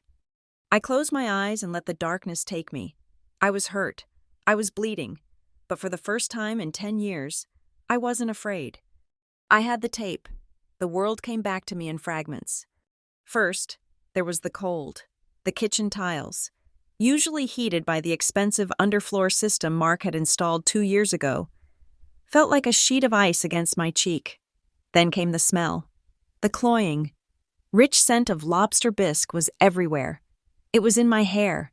It was soaking into the fabric of my dress. It smelled like burnt cream and money. And then, the sound. It was Sloane's voice, but it sounded distant, warped, like I was hearing it from the bottom of a swimming pool. She was standing at the threshold of the swinging door, her back to me, addressing the crowd of stunned guests in the dining room. "It is fine. Everyone, please," Sloane was shouting. Her voice pitched a little too high, trembling with a manic desperation. "Isabel just fainted. She has been working so hard on her studies. She is anemic. She just got overwhelmed by the excitement of Tyler's big night." I tried to push myself up. My hand slid on the greasy film of the soup. A sharp bolt of pain shot through my skull, originating from behind my ear where her hand had connected, radiating down to my neck. The room spun violently. A hand pressed gently but firmly on my shoulder. "Do not move." It was Aunt Diane. She was kneeling beside me in the mess. Her navy blue dress was soaking up the orange liquid, but she didn't seem to care. Her face was inches from mine. "Diane?" I whispered. My tongue felt thick. "Don't you dare try to stand up. Isabel," she hissed. Her eyes were not looking at me. They were fixed on the door where Sloane was still performing her act. "Stay down. Let them see it.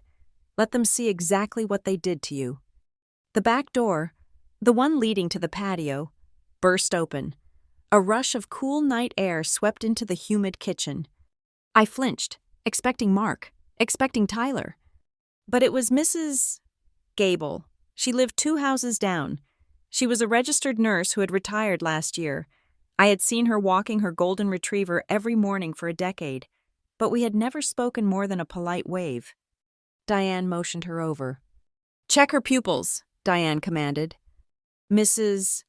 Gable didn't ask questions. She dropped to her knees beside me, her face grim. She pulled a small penlight from her pocket. She must have had it on her keychain, and shone it into my eyes. The light was blinding. It felt like a needle stabbing my brain. I groaned and tried to turn away. Concussion, Mrs. Gable said flatly. She gently touched my jaw, then my lip, where the fresh blood was trickling down my chin. And this is not a fall. This is blunt force trauma. Sloane turned around then. She saw the neighbor. She saw the witness. "What are you doing here?" Sloane demanded, abandoning her guest to storm back into the kitchen. "Get out. This is a private family matter. Isabel is fine. She is just being dramatic. She is sensitive. She slipped on the soup." Mrs. Gable stood up. She was a foot shorter than Sloane. But in that moment, she looked 10 feet tall. I saw the bruise forming on her arm. "Sloane," Mrs. Gable said, her voice hard as granite, and I see the shape of a handprint on her face. "This girl needs a hospital. Now." "I am not calling an ambulance for a clumsy teenager," Sloane shrieked. "Do you have any idea who is in my living room? The dean of admissions, the head scout for the Braves. You are not bringing sirens to my house." Diane stood up then. She moved smoothly. Stepping between Sloane and the nurse, she reached into the pocket of her dress and pulled out a second piece of paper. Sloane stopped. She looked at the paper like it was a loaded gun. "If you say one more word about this being an accident," Diane said, her voice dropping to a terrifying whisper, "or if you try to stop that ambulance, the video from this kitchen goes to the police tonight." Sloane's mouth opened, but Diane cut her off. "And tomorrow morning, a copy goes to the dean of admissions and the athletic director at Tyler's University." The silence that followed was absolute. I lay on the floor, watching Sloane. I saw the calculation in her eyes. She wasn't worried about me. She wasn't worried about jail. She was doing the math on Tyler's scholarship. She was weighing her hatred of me against her obsession with her son's future.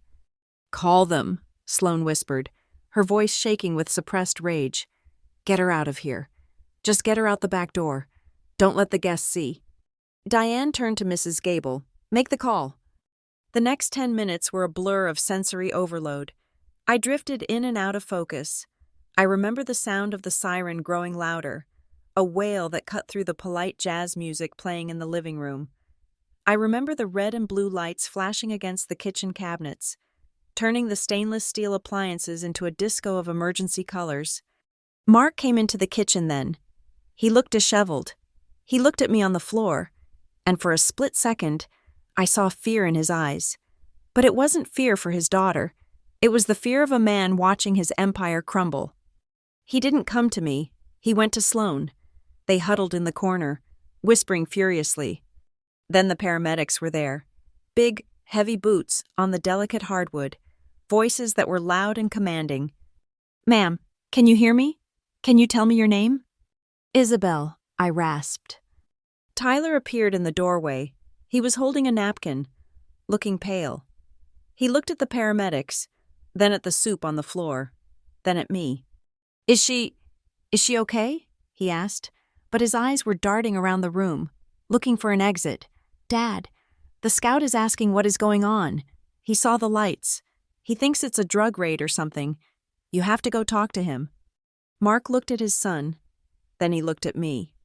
"It is just a misunderstanding," Mark said to the paramedic who was checking my blood pressure.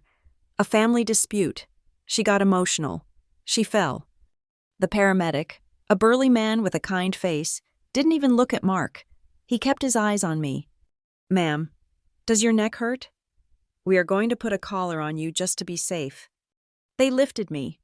The movement made the world tilt sideways. I felt the cold plastic of the neck brace snap into place. They transferred me onto the gurney. As they wheeled me toward the back door, passing the huddled forms of my father and stepmother, Diane leaned over the railing of the stretcher. She gripped my hand. Her fingers were warm. "They cannot touch you anymore," she whispered. "Not ever again. You are leaving this house. Isabel, when you get in that van, you tell them everything. You do not protect them. You do not minimize it. You burn it down." I nodded. A single tear leaked out of my eye and slid into the neck brace. They wheeled me out into the cool night air. The driveway was blocked by the ambulance. A few guests had wandered out onto the patio, holding their wine glasses, staring with morbid curiosity. I saw the bank executive. I saw the cheerleader Tyler had been flirting with. They looked at me, the girl in the soup-stained dress, strapped to a gurney, and they didn't see a clumsy servant anymore. They saw a crime scene. The doors of the ambulance slammed shut, sealing me inside the bright, antiseptic box. The siren wailed again, but this time, I was inside the sound. This brings me back to the moment I first described to you. The moment I woke up. The paramedic, the young one with the focused eyes, is leaning over me. "Isabel," he says again, "we need to be clear for the report. Who caused these injuries?" I look at the ceiling of the ambulance. I think about Mark's threats. I think about the bruises on my arm from where Sloan grabbed me. I think about the $4,000. I think about the years of silence, the years of scrubbing grout, the years of being Mark's daughter instead of a human being. I take a deep breath. It hurts my ribs, but it fills my lungs with clean, sterile air. "It was not an accident," I say. My voice is stronger now. The wobble is gone. "Mark Schmidt," I say, "and Sloan Schmidt, my father and stepmother." The paramedic nods, his pen moving across the clipboard. "And Tyler?" he asks, the young man at the door. "He tripped me," I say, "but he didn't hit me. The adults. They are the ones who did this." I pause, and then I add the most important part, the part that Diane told me to remember. I am 19 years old. This is not discipline. This is assault. The paramedic stops writing. He looks at me with a profound sadness, but also with respect. "We have it. Isabel. The police officer followed us from the house. He is behind us now." I close my eyes. I feel the rumble of the wheels beneath me. I am moving away from the villa. I am moving away from the perfectly manicured lawn and the two-car garage and the lie of the happy family. "One more thing," the driver calls out from the front. I open my eyes. "Dispatch just updated." The driver says, "There is a lawyer named Harper Blake waiting at the ER. Says he represents the patient. Says he has digital evidence uploaded to a secure server as of 20 minutes ago." I let out a breath I didn't know I was holding. 20 minutes ago. That meant Diane had uploaded the audio and the video before the ambulance even arrived. While Sloan was screaming, while I was lying on the floor, Diane had been sending the files. She hadn't just called 911, she had triggered the nuclear option. Harper Blake was waiting, the trust fund was waiting, my life was waiting. I reached up with my hand, the one that wasn't bruised, and touched the plastic hospital bracelet. Isabel Schmidt. For the first time in my life, the name didn't feel like a burden. It felt like a weapon. "I am ready," I whispered to the empty air. "I am ready to tell the story." The emergency room at Charlotte General was a universe of fluorescent light and controlled chaos. I lay on a narrow bed in a curtained bay, the sounds of the hospital washing over me, the rhythmic beep of cardiac monitors, the squeak of rubber soles on linoleum, the distant murmur of urgent conversations.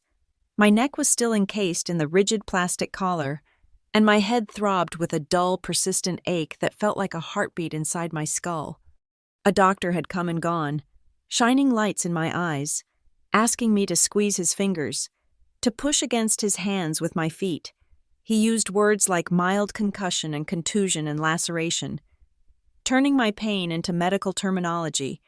I was not a person anymore. I was a collection of injuries. A nurse, a woman with kind eyes and tired shoulders, stood by my bedside adjusting the IV drip that was hydrating me. She looked at the clipboard, then at me. "Honey," she said gently, "the police officer outside says we cannot release you to your father or stepmother. There is a temporary hold on contact due to the ongoing investigation. Is there anyone else we can call? A grandparent? A sibling?" I thought of Tyler, the image of him sitting at the dining table, sipping his whiskey sour while I was dragged away, flashed in my mind. "No," I whispered, "not a sibling." "My aunt," I said, "Diane Miller. She is already here. She followed the ambulance." The nurse nodded and slipped through the curtain. 2 minutes later, the fabric swept back, and Aunt Diane walked in. She was not alone. Walking beside her was a man I had never met, but whose name was currently burning a hole in my memory: Harper Blake. He looked exactly like the business card Diane had given me in the supermarket. He was tall, dressed in a charcoal suit that looked like it cost more than Mark's car, and he carried a leather briefcase that looked heavy with secrets. But his face was not the hard, shark-like mask I expected from a high-powered attorney. He looked soft around the eyes. He looked concerned. "Isabel," Diane said, rushing to the side of the bed. She took my hand. Her fingers were trembling slightly, which terrified me more than her calmness in the kitchen had. "I am okay." "Aunt Diane," I said. My voice was raspy. "This is Harper," Diane said, gesturing to the man. Harper Blake stepped forward. He did not offer to shake my hand, seeing the IV and the bruises. Instead, he gave me a respectful nod. "Ms. Schmidt," he said. His voice was deep and steady, a baritone that instantly made the room feel safer. "It is an honor to finally meet you, though I wish it were under better circumstances. I worked with your mother, Elena, 15 years ago. She was a remarkable woman." My mother. Hearing her name in this sterile room made my throat tighten. "She talked about you," I said. Harper smiled sadly. "She talked about you constantly, and she worried about you constantly. That is why I am here." He set the briefcase on the rolling table at the foot of the bed and clicked the latches open. The sound was sharp, decisive. He pulled out a thick file folder. "Isabel," Harper began, his tone shifting from personal to professional. "Tonight, the police secured digital evidence from 2 sources at your residence: a necklace pendant and a hidden kitchen camera. I have already reviewed the footage." He paused, looking me in the eye. "It is damning," he said. "It shows unprovoked physical assault. It shows verbal abuse. It shows coercion. And most importantly, it shows Sloane Schmidt admitting to the knowledge that you were being recorded and continuing the abuse regardless." I felt a shiver run through me. Sloane's face when she read the note, the way her arrogance had collapsed into terror. "Because of this evidence," Harper continued, "we have triggered Clause 7, Section B of the Elena Schmidt Revocable Trust." He opened the file and turned it toward me. The clause stated that upon proof of severe hardship, the age restriction on the funds would be waived immediately. "Your mother knew," Harper said softly. "She told me, when she was drafting this, that Mark was a man who needed to be liked more than he needed to be a father. She was terrified that if he remarried someone strong-willed, he would fold. She built this trust not just as a gift, but as an escape hatch. She wanted to make sure that if you ever needed to run, the door would be unlocked."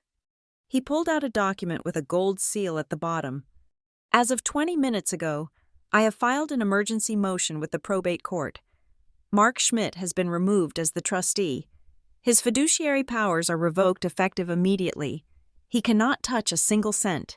He cannot see the account balance. He cannot even call the bank to ask about it." Harper reached into his jacket pocket and pulled out a sleek blue debit card. He placed it on the sheet covering my legs. "This is connected to a new account I opened in your name this morning, anticipating tonight's events." Harper said, "The full balance of the trust, $150,000, plus accrued interest, is now under your sole control."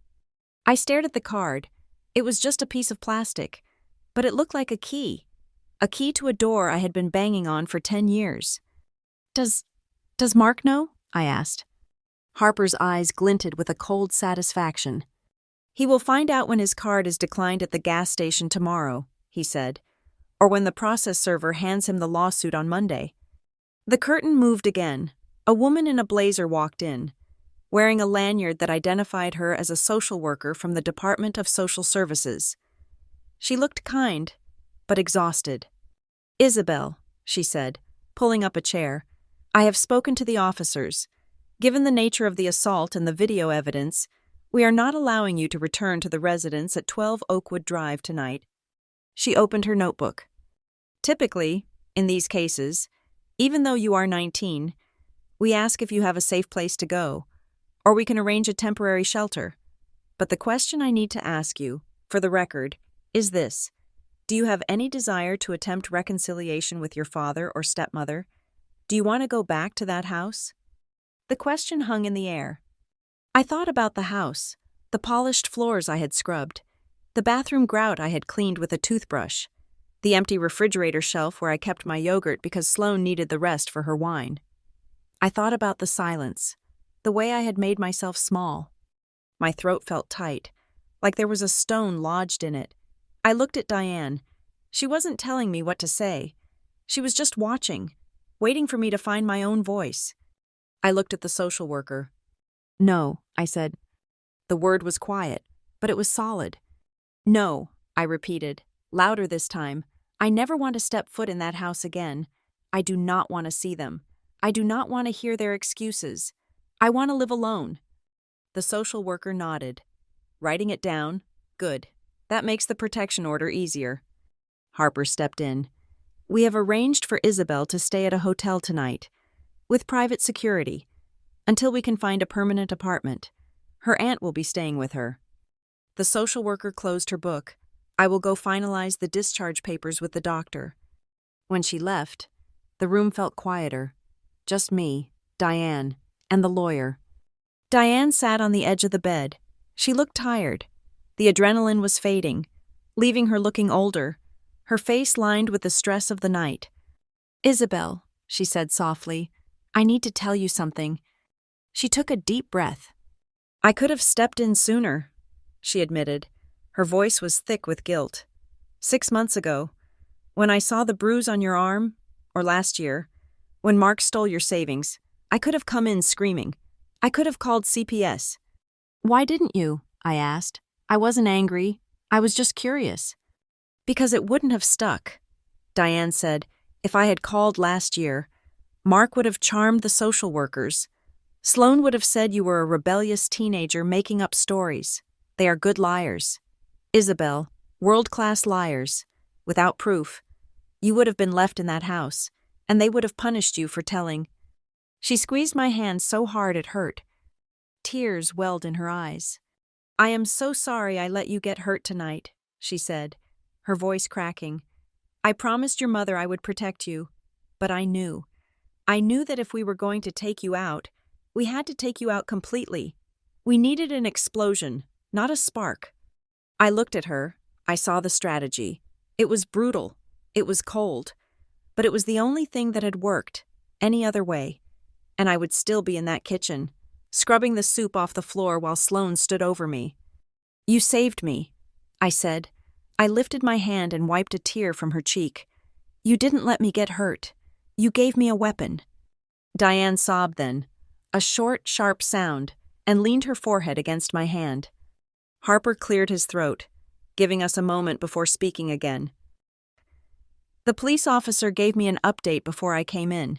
He said, they are filing for a temporary emergency protective order tonight. It will be served to Mark and Sloane within the hour. It prohibits them from coming within 500 feet of you, contacting you electronically, or using any third party to contact you. What about Tyler? I asked. Tyler is complicated, Harper said. Legally, he did not strike you. The video shows him tripping you, which is assault, technically, but it is minor compared to what Sloane did. However, the police are interviewing him now as a potential witness and an accomplice to the financial coercion. He paused. But socially? He is finished. The video shows him laughing while you were dragged away. That footage is part of the police record now. When the university scouts see that, well, let us just say his character will be a significant liability.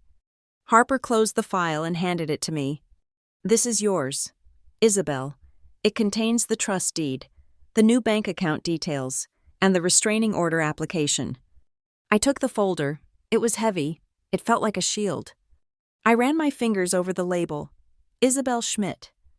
For the first time, I looked at the name and I didn't see Mark's daughter. I didn't see Sloane's stepdaughter.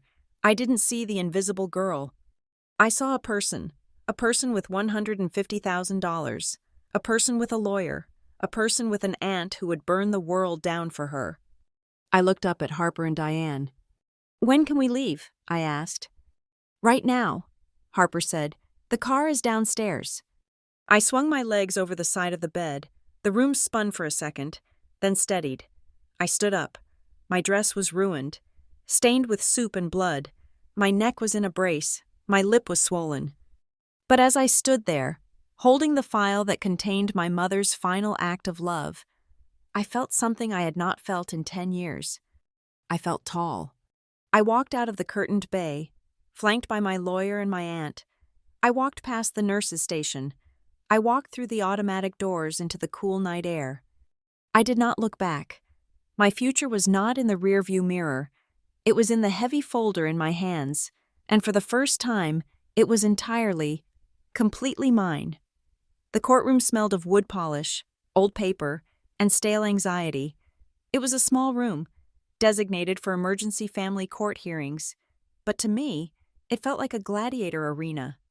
I sat at the plaintiff's table next to Harper Blake.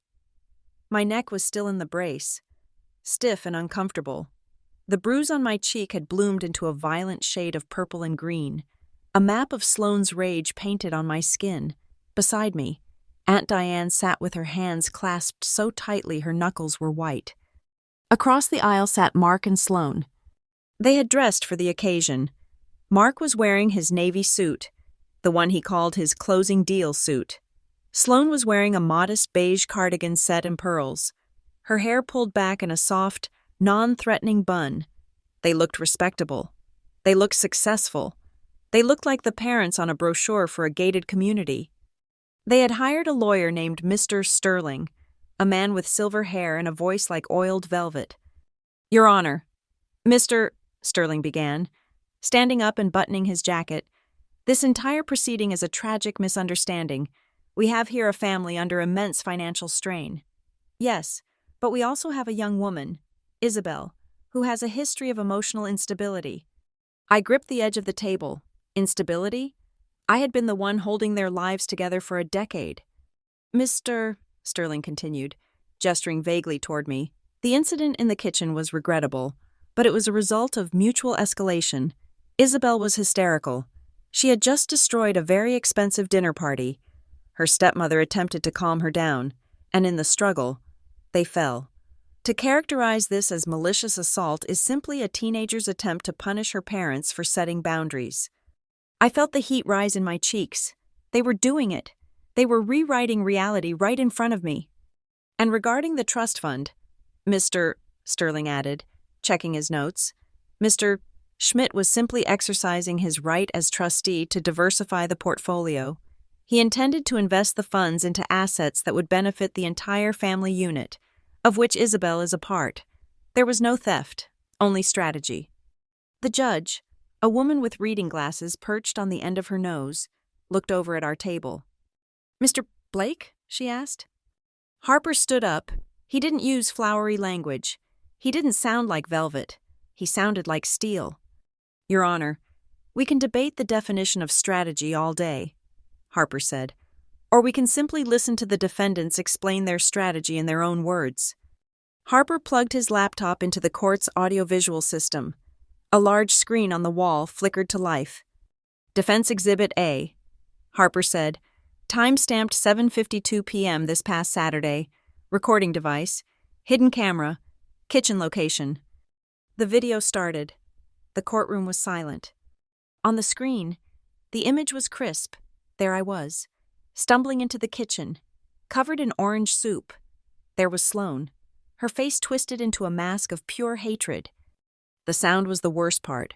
In the quiet courtroom, the sound of the slap, that sharp, wet crack of flesh against flesh, was deafening. I saw the court reporter flinch. Then came Sloane's voice, screeching through the speakers. "You owe him, you worthless little leech. You owe him your money. You owe him your life." Mark sat at the defense table, staring at the table, refusing to look at the screen. Sloane was watching herself, her face pale, her lips pressed into a thin line. Harper let the video play until the moment Diane entered, until the moment Sloane read the note and realized she was caught. He paused the video on Sloane's terrified face. "Your Honor," Harper said, his voice cutting through the silence. Does that look like a mother trying to calm a hysterical child? Or does that look like a woman realizing she just committed a felony on camera? Mr. Sterling stood up, looking flustered. Your Honor, context is key here. This is a snippet of a high-stress evening. We have more context, Harper interrupted. He called Mrs. Gable to the stand. The nurse walked in, looking professional and serious. She swore to tell the truth. Mrs. Gable, Harper asked, in your professional medical opinion, were Isabel's injuries consistent with a fall? No, Mrs. Gable said firmly. She looked directly at Sloane. The bruising pattern on her arm was digital, meaning caused by fingers. Someone grabbed her, and the trauma to her face was direct impact. She was struck, hard. Mr. Sterling tried to cross-examine her, Mrs. Gable. Isn't it true you have had disputes with the Schmidt family over property lines in the past? Perhaps you are biased? Mrs. Gable leveled a look at him that could have frozen water. I am a nurse of 30 years. Sir, I know the difference between a property dispute and a girl beaten in her own kitchen. Next, Harper called a witness I didn't expect. Mr. Henderson, the bank executive who had been at the party. He was a large man, clearly uncomfortable being there, but he took the stand. Mr. Henderson, Harper asked, did you witness the events leading up to the incident? I saw the soup fall, Mr. Henderson said, clearing his throat. The young man, Tyler. He extended his leg. It looked intentional. And then Mrs. Schmidt? Well, she dragged the girl out. It was quite violent. We could hear the screaming through the door. He looked at Mark. I actually left shortly after. It was disturbing. Mark's face was turning a deep shade of red. The facade of the perfect family was cracking, piece by piece. But Harper wasn't done. Your Honor, Harper said, the defense claims Mr. Schmidt was acting as a responsible trustee. They claim he wanted to invest the money. I would like to submit Plaintiff's Exhibit C. Harper held up a piece of paper. This is an email chain recovered from Mr. Schmidt's personal laptop, dated 4 days prior to the assault. It is between Mark Schmidt and the sales manager at Charlotte Luxury Rover. Harper began to read. Mark, I need you to hold the black SUV until the 2nd of November. I have a trust transfer clearing that morning. Dealer, we need $12,000 down. Mark, your credit check came back shaky. Mark, don't worry about the credit. My daughter has a trust fund unlocking. I am the trustee. I will wire the funds directly to you. We just need to get the paperwork signed. Tyler needs the car for appearances. I cannot have him driving that beat-up sedan to the showcase. It makes us look poor. Harper lowered the paper. He looked at Mark. It makes us look poor, Harper repeated. That is the investment strategy, Your Honor. Not a stock portfolio, not a college fund, a luxury car to boost the ego of a 21-year-old man, purchased with money stolen from the daughter they treat as a servant. The judge looked at Mark. Her expression was one of pure disgust. Mr. Schmidt, she asked, her voice icy. Is this true? Did you intend to use your daughter's trust fund to purchase a vehicle for your son? Mark stood up. He looked frantic. Your Honor, you do not understand the pressure. Tyler is a prospect. If he shows up in a junk car, the scouts think he lacks backing. It is an investment in his career. If he gets signed, he pays Isabel back 10 times over. So you admit it? The judge asked. You admit you viewed your daughter's inheritance as a piggy bank for your son's potential career? It is family money, Mark shouted. Losing control. We are a family. She should want to help her brother. I sat there, watching him, for years. His voice had terrified me. Now, it just sounded pathetic. He was a desperate man trying to justify his own greed. Harper had one final card to play. I called Tyler Schmidt to the stand. The doors opened, and Tyler walked in. He didn't look like the golden boy today. He looked small. He was wearing a suit, but his tie was crooked. He avoided looking at Mark and Sloane. He avoided looking at me. He sat in the witness chair, shifting uncomfortably. Tyler, Harper asked, leaning against the railing. "You are 21 years old. You are an adult." "Yes," Tyler mumbled. "Did you know your parents were pressuring Isabel to sign over her trust fund?" Tyler looked at his lawyer, who gave a subtle nod. "I knew they were talking about money." Tyler said, "Did you know the money was for your car?" Harper pressed. Tyler hesitated. I knew Dad wanted to get me the Rover." "And did you ever offer to pay for it yourself?" Harper asked. "Did you ever say, 'No, Dad, do not take Izzy's money'?" Tyler blinked. He looked genuinely confused by the question. "Why would I?" he asked. "I mean, she doesn't need it. She's just going to be a writer or something. I have a career to build. The family needs me to make it. Everyone knows that." A murmur went through the courtroom. Even the stenographer looked up. "Everyone knows that," Harper repeated slowly, "that Isabel is the resource, and you are the investment. Is that the dynamic in the Schmidt household?" Tyler shrugged, defensive now. "She lived there for free, didn't she? We fed her. She should be grateful." "Thank you." "Tyler," Harper said, "no further questions." Tyler stepped down, unaware that he had just hammered the final nail into his parents' coffin. He had admitted, on public record, that the entire family viewed me as an asset to be stripped, not a person to be protected. The judge adjusted her glasses. She didn't need to deliberate. She didn't need a recess. "Please rise," the bailiff called out. The judge looked at Mark and Sloane. "In my 20 years on the bench," she said, her voice echoing in the small room, "I have seen many cases of family discord, but rarely have I seen such a calculated, systematic dehumanization of a child by the people entrusted to protect her." Sloane started to sob, a loud theatrical sound. The judge ignored her. "Mr. Schmidt, your argument that the trust fund is family money is legally and morally bankrupt. That money was left to Isabel Schmidt specifically. It is not a community chest for your son's vanity projects." She struck her gavel. "I am granting the plaintiff's request in full. Mark Schmidt is hereby removed as trustee with prejudice.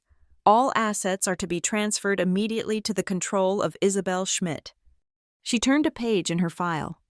"Furthermore, based on the video evidence of physical assault and the testimony regarding financial coercion, I am issuing a permanent restraining order. Mark Schmidt and Sloane Schmidt are prohibited from contacting Isabel Schmidt for a period of 5 years. You will not call her. You will not email her. You will not come within 500 feet of her residence or place of employment." "And regarding Mr. Tyler Schmidt," the judge continued, looking at him, "while you did not strike the plaintiff, your participation in the financial coercion and your testimony today display a disturbing lack of moral compass. You are included in the no-contact order." I looked at Mark. He had slumped into his chair, his face gray. Sloane was gripping his arm, her nails digging into his suit jacket, whispering furiously. Tyler was staring at his shoes. "Court is adjourned," the judge said. The gavel banged. It was the best sound I had ever heard. We walked out into the hallway. The fluorescent lights hummed overhead. Harper stopped and turned to me. He looked satisfied. "They are done, Isabel," he said. "But they still have the house," I said, a lingering fear in my voice. "They still have their jobs." Harper shook his head. Mark admitted to fraud in open court. Harper said, "The bank executive, Mr. Henderson?" He was in the gallery. He heard Mark admit to having shaky credit and planning to misuse trust funds. Mark's reputation in this town is dead. And Sloane? The video of her screaming at a neighbor and slapping you?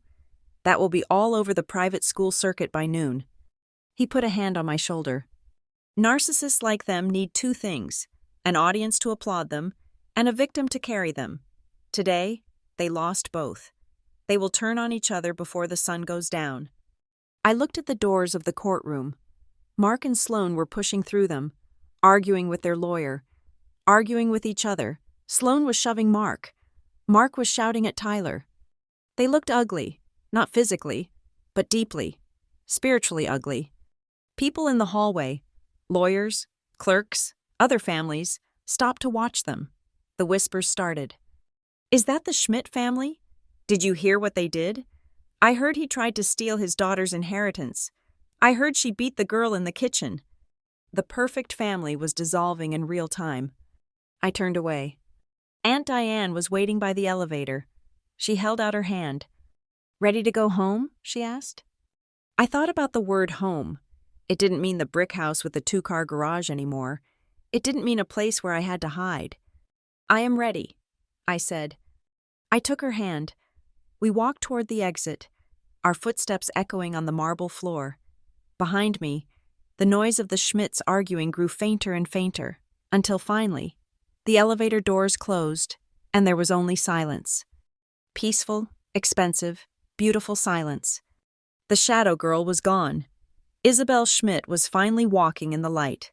It took exactly 4 weeks for the empire of Mark and Sloane Schmidt to crumble into dust. It happened slowly at first, like a hairline fracture in a windshield, and then all at once, the temporary restraining order had been the first strike, but the social fallout was the sledgehammer. In a town like ours, reputation is a currency more valuable than gold, and Mark had declared bankruptcy in the court of public opinion. The bank executive, Mr. Henderson, had talked. The nurse, Mrs. Gable, had talked. The rumors spread through the country club and the parent-teacher association like wildfire. Investors pulled their capital from Mark's firm. The luxury car dealership canceled the hold on the Range Rover. The university scouts stopped returning calls regarding Tyler.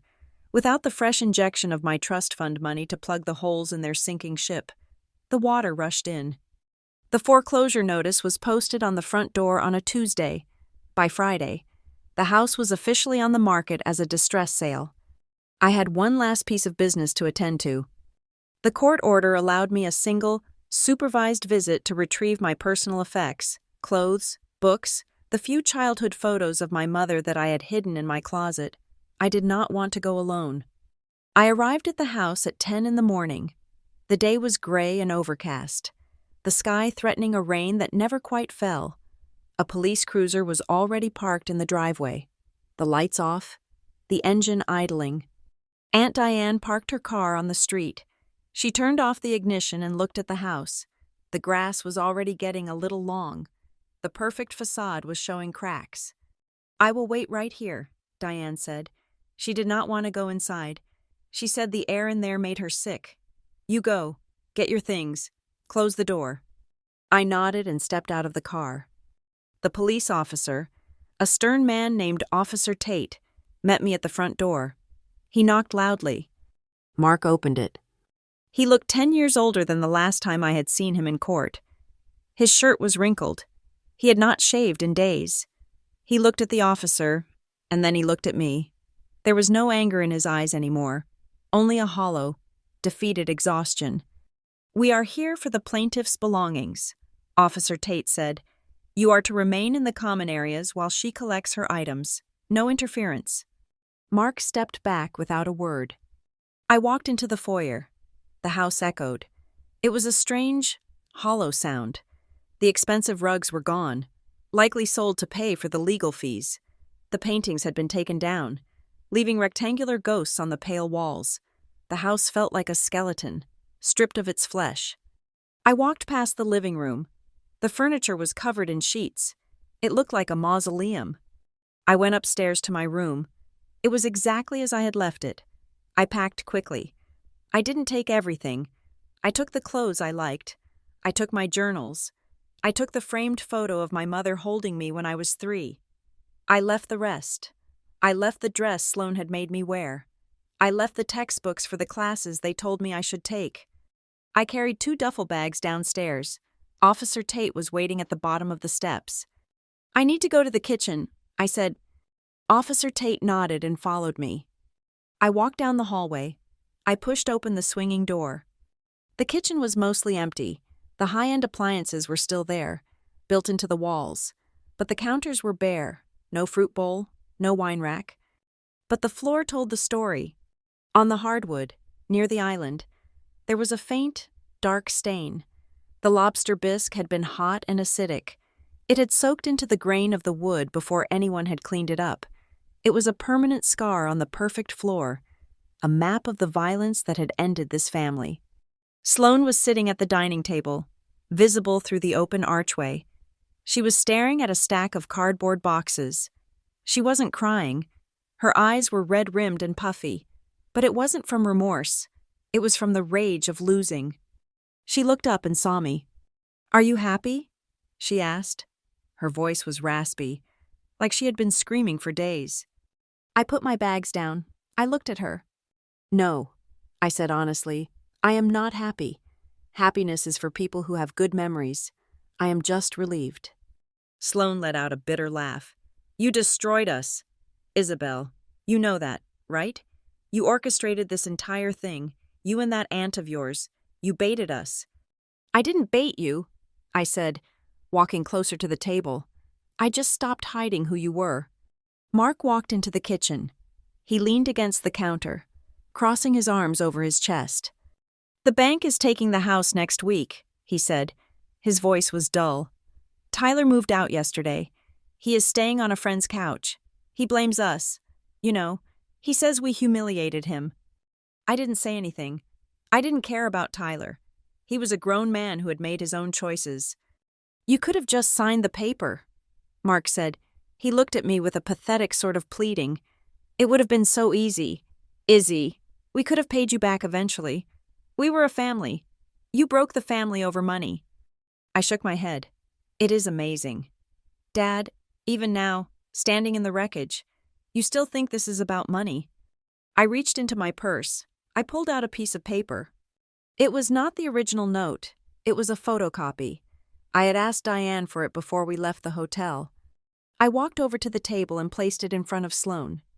"Read it," I said. Sloane looked at the paper. She recoiled as if it were a snake. "I know what it says," she spat. "Read it again," I commanded. My voice was not loud, but it had a weight to it that made Mark flinch. Sloane looked down.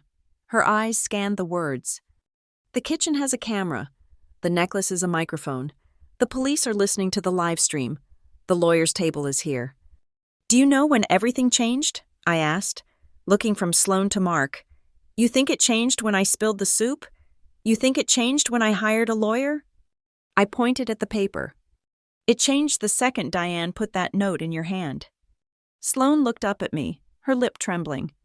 "Because in that split second," I continued, my voice steady, "you had a choice. You had a warning. You knew the world was watching. You knew there were consequences.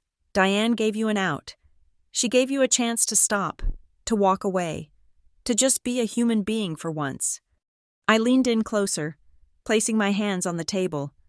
"But you were so arrogant, and you were so cruel, that you didn't care. You read that note, and you chose to hit me anyway. You chose to protect a car that didn't exist, instead of the daughter standing in front of you." Sloane stared at the paper. Her hand shook. She realized it. She finally realized that she hadn't been trapped. She had walked into the fire willingly because she thought she was fireproof. "I did not come here to apologize," I said, standing up straight. "And I did not come here to forgive you. I came here to close the door." I picked up my duffel bags. "You beat me to keep up an image." "Mom," I said to Sloane, "I am leaving to save my life."